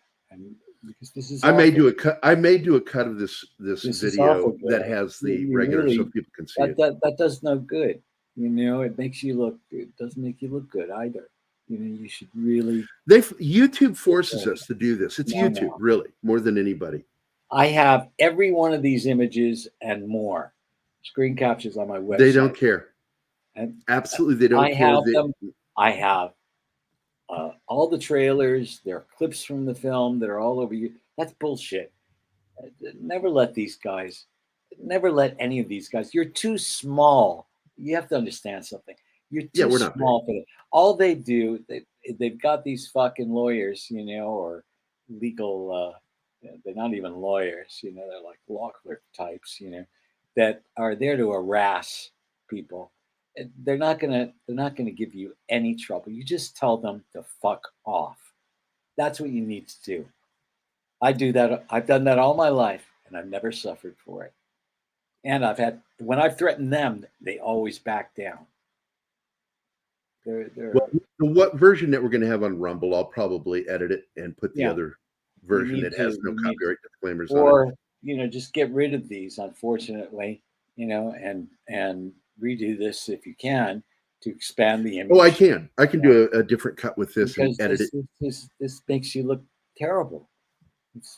I'm sorry, but if you do it, you're gonna have to cut around my comments at this point. No. It's a visual edit. Nobody will notice it. Is Anima still there? Are Martin and Anima still around? I just checked. Oh yes. Yeah, of course. Yeah. They're mesmerized by your stories. They get quiet. You say it like a joke, but in my case, it's real. No, I'm not joking. Same. I know you guys are listening. And it's something funny that happens, Frank, because this will happen when I'm doing these shows where we have somebody like Phil Morris is a friend of mine. You might remember him as the lawyer from Seinfeld that was meant to be to look like the O.J. Simpson lawyer, with the gloves and everything. Yeah. If it don't fit, you must have quit. I forget his name, the big lawyer. But Phil Morris played the Seinfeld version of that. And it's so freaking funny that I met him because we would do conventions. And I met him at a convention. And the first thing I did, because there's something you figured out, I'm not afraid to talk to people. And I don't care about celebrity because I work in the industry and I'm never starstruck ever. And the first time I met Phil Morris, a beautiful black man, just gorgeous. I sent two old white ladies over to his table to tell him how much they love him in TV and film, and then to start naming movies and films or movies and TV shows he's never been in that other black actors were in. And he's just sitting there and he just kept like, I wasn't in that either. And it was really freaking him out. And it was a prank. I played a prank on him the first time I met him. You're a very likable fellow. That's why when you asked me to do this, I thought, oh, Jesus, not again. No. I thought, for Gary, and thank God you changed the spelling, but it now looks funny, double R. I think for crying out loud. There are those. It irritates me. It irritates the shit out of me that you're spelling it You out can't right win for losing when it comes to your name. I can't win with my name. I can't. But Anima, last time we did this, I really ribbed him hard about Gerry. He did. And he told me the whole geriatric, right? He told me all about why. It's a correct pronunciation as regards his roots. It's the original Gary. I didn't give a shit, So he sat there and just shat all over. As far as I'm concerned, it's Gary. Now what's he do? He goes back and he changes and he spells it G-A, not G-A-R-Y, but G-A-R-R-Y. So he's trying to hang on to his roots by hanging on the double R. And it just looks silly. It looks funny. It's like Gary. Now they're gonna stupid. Look, we call him Geary, right? Geary. That's right, Geary. So now, Geary. We got to rib him about that. It's like, why are you spelling Gary G-A-R-Y? So and the new one, by the way, Frank, the new one. You have a lot of influence over him. So. Yes, she does. But there's a new one, Frank. There's a new one. Beautiful soul, but you have to get him to understand. Jerry. G-A-R-R-Y ain't gonna cut it. The new pronunciation by some people on the interwebs is Jagary. See, they do that. And are you enjoying that? Are you enjoying that? Well, then you're a glutton for punishment. You're doing it to yourself. What is wrong with you? I don't get it. I don't know, Frank. One of his favorite shows to guest on is Toxic Tuesday, and the host calls him Geary. Geary. Yep, that's Nick. Very popular show. He invites me on. And by the way, it's probably one of the most homoerotic shows I've ever done is Toxic Tuesday, because we do a lot of gay comments to each other about, I'd like to see you naked.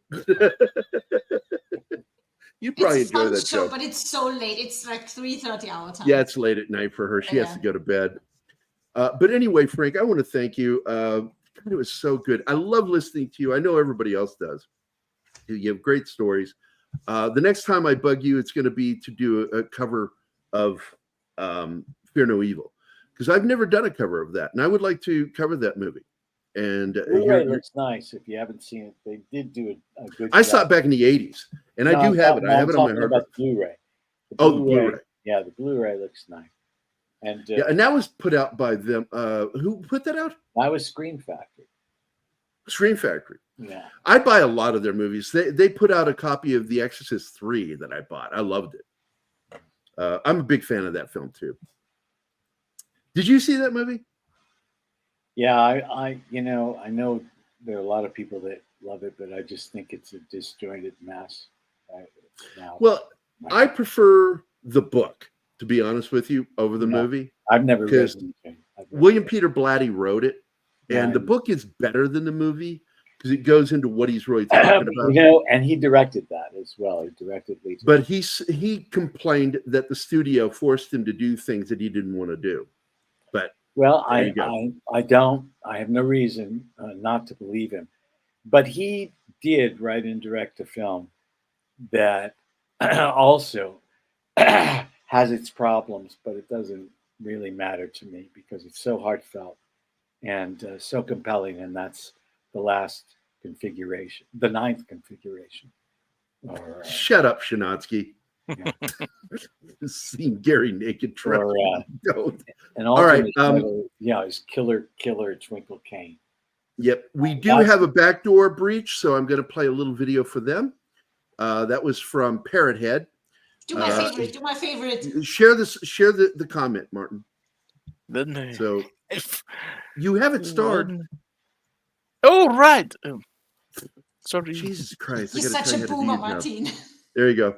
We have a backdoor joke that goes with the show. No.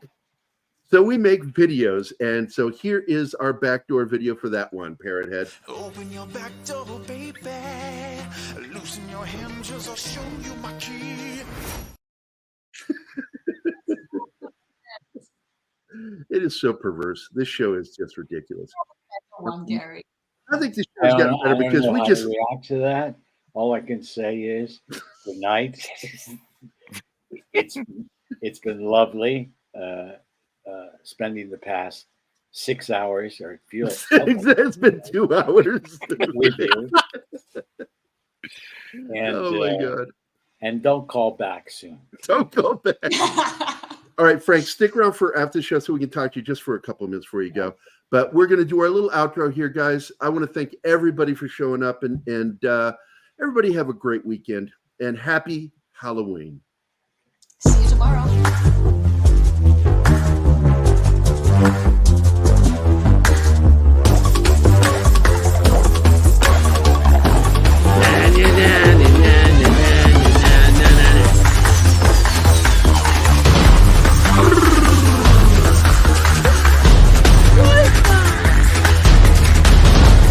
Everybody